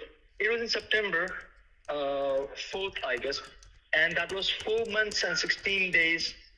At least, basically, he was 93 years old, 4 months and 16 days, surpassing Pope Leo XIII. Now, what's interesting is that the age that it is being denoted on Wikipedia is that he was 93 years old, 4 months and 16 days at the time of surpassing. Well, his birthday is on April 16, and he became the Pope on April 19, the day Oklahoma City bombing happened. Okay. Huh. Yeah. Do a post on this. This is good information. I already posted. I'll do one. I will just retweet that. I've already done that. Yeah. Retweet it. Yeah. I appreciate it. All right. Okay. Cool. All right, I'll D26. call it back later, but probably I have to head to the class right now. I just came down to get a good reception over here. It's probably also quiet over here. All right. Well, enjoy the rest of your day. Good to hear from you. Yeah. Thanks. All right. Take care, man. Yeah, good night. See you. Yeah. Thank you. You too. Yeah. See you. All right. Good to hear from D26 in the middle of a school day. And I was just thinking about, like, if we could get the whole city of Detroit onto the Gematria of the 83. A lot of poor people in that city, man. The whole city of Detroit could change their lives if they knew about all the 83 sports rituals they do in that town. And congrats to the winners, because we torched the NBA tonight, as we've been doing a lot. But yeah, it's always nice when a Detroit 83 ritual comes through and they're an underdog and they got some nice value. And oftentimes they are an underdog, that team. So anyway, welcome. Thank you, Anna. Thank you to everyone who tuned in. RPM Trey's in the chat, you guys. If you have not subscribed to RPM Trey's channel yet, make sure you do that. RPM Trey Vietnam, doing great work. And I even saw High Impact Flicks gave you a shout out, which was nice. And it was funny. He's like, man, I'd like to get out there with that guy. It's like, well, had you come out to Oklahoma City in your own backyard, you would have been out there with that guy. Big talker. So anyway, Brian no doubt only promotes other people to get more people to his channel to buy t-shirts. But it was nice that he did promote RPM Trey. And RPM Trey, man, stop sending me cash apps. You don't need to send any more donations. I'm just happy to promote your channel, man. But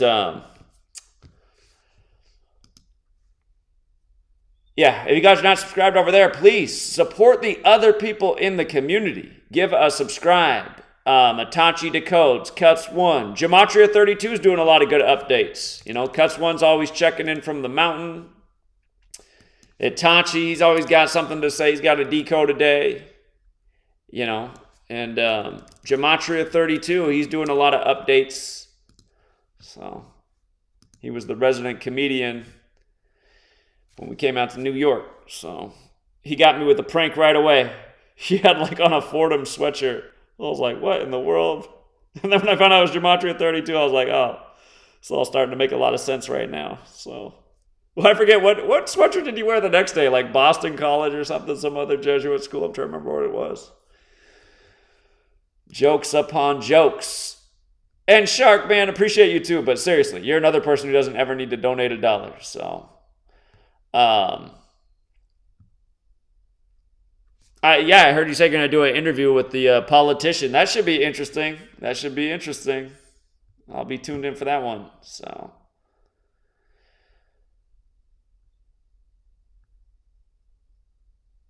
Anyhow, we will. I am tired, you guys. For whatever, some nights out here, man. Ever since I moved out to this place, Prosser, I know that the Elon Musk, what do they call it?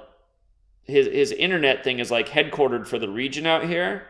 Sometimes I wonder, I'm like, are they doing some certain night? I'm picking up on some frequency. There's just some nights like I wake up in the middle of the night and I just feel like I'm wide awake, but I'm not. And I can't get back to bed. I was like tossing and turning from like 3 till 5, and then I just decided to get up. Thank you, Bamboo Soldier. I appreciate it. But yeah, I've pretty much been up since 3 this morning, and it's 9:30 p.m. out here. Normally I wouldn't be this tired, but I am going to get some sleep. And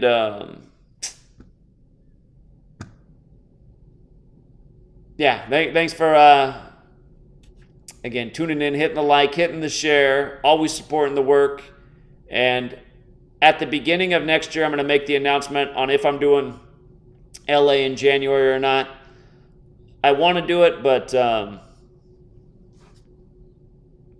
there's a part of me that's just bitter from going out and pounding so much pavement and support went so far down. And I'm just like, do people support less? It's like, it felt like the more I went out and pounded pavement, the less support there was for the work.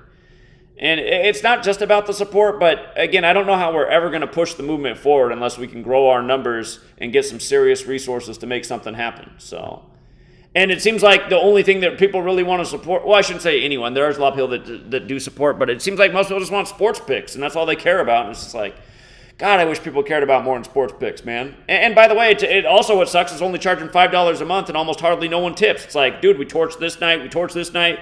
You're leaving the comment, thanks, made all this money. It's like,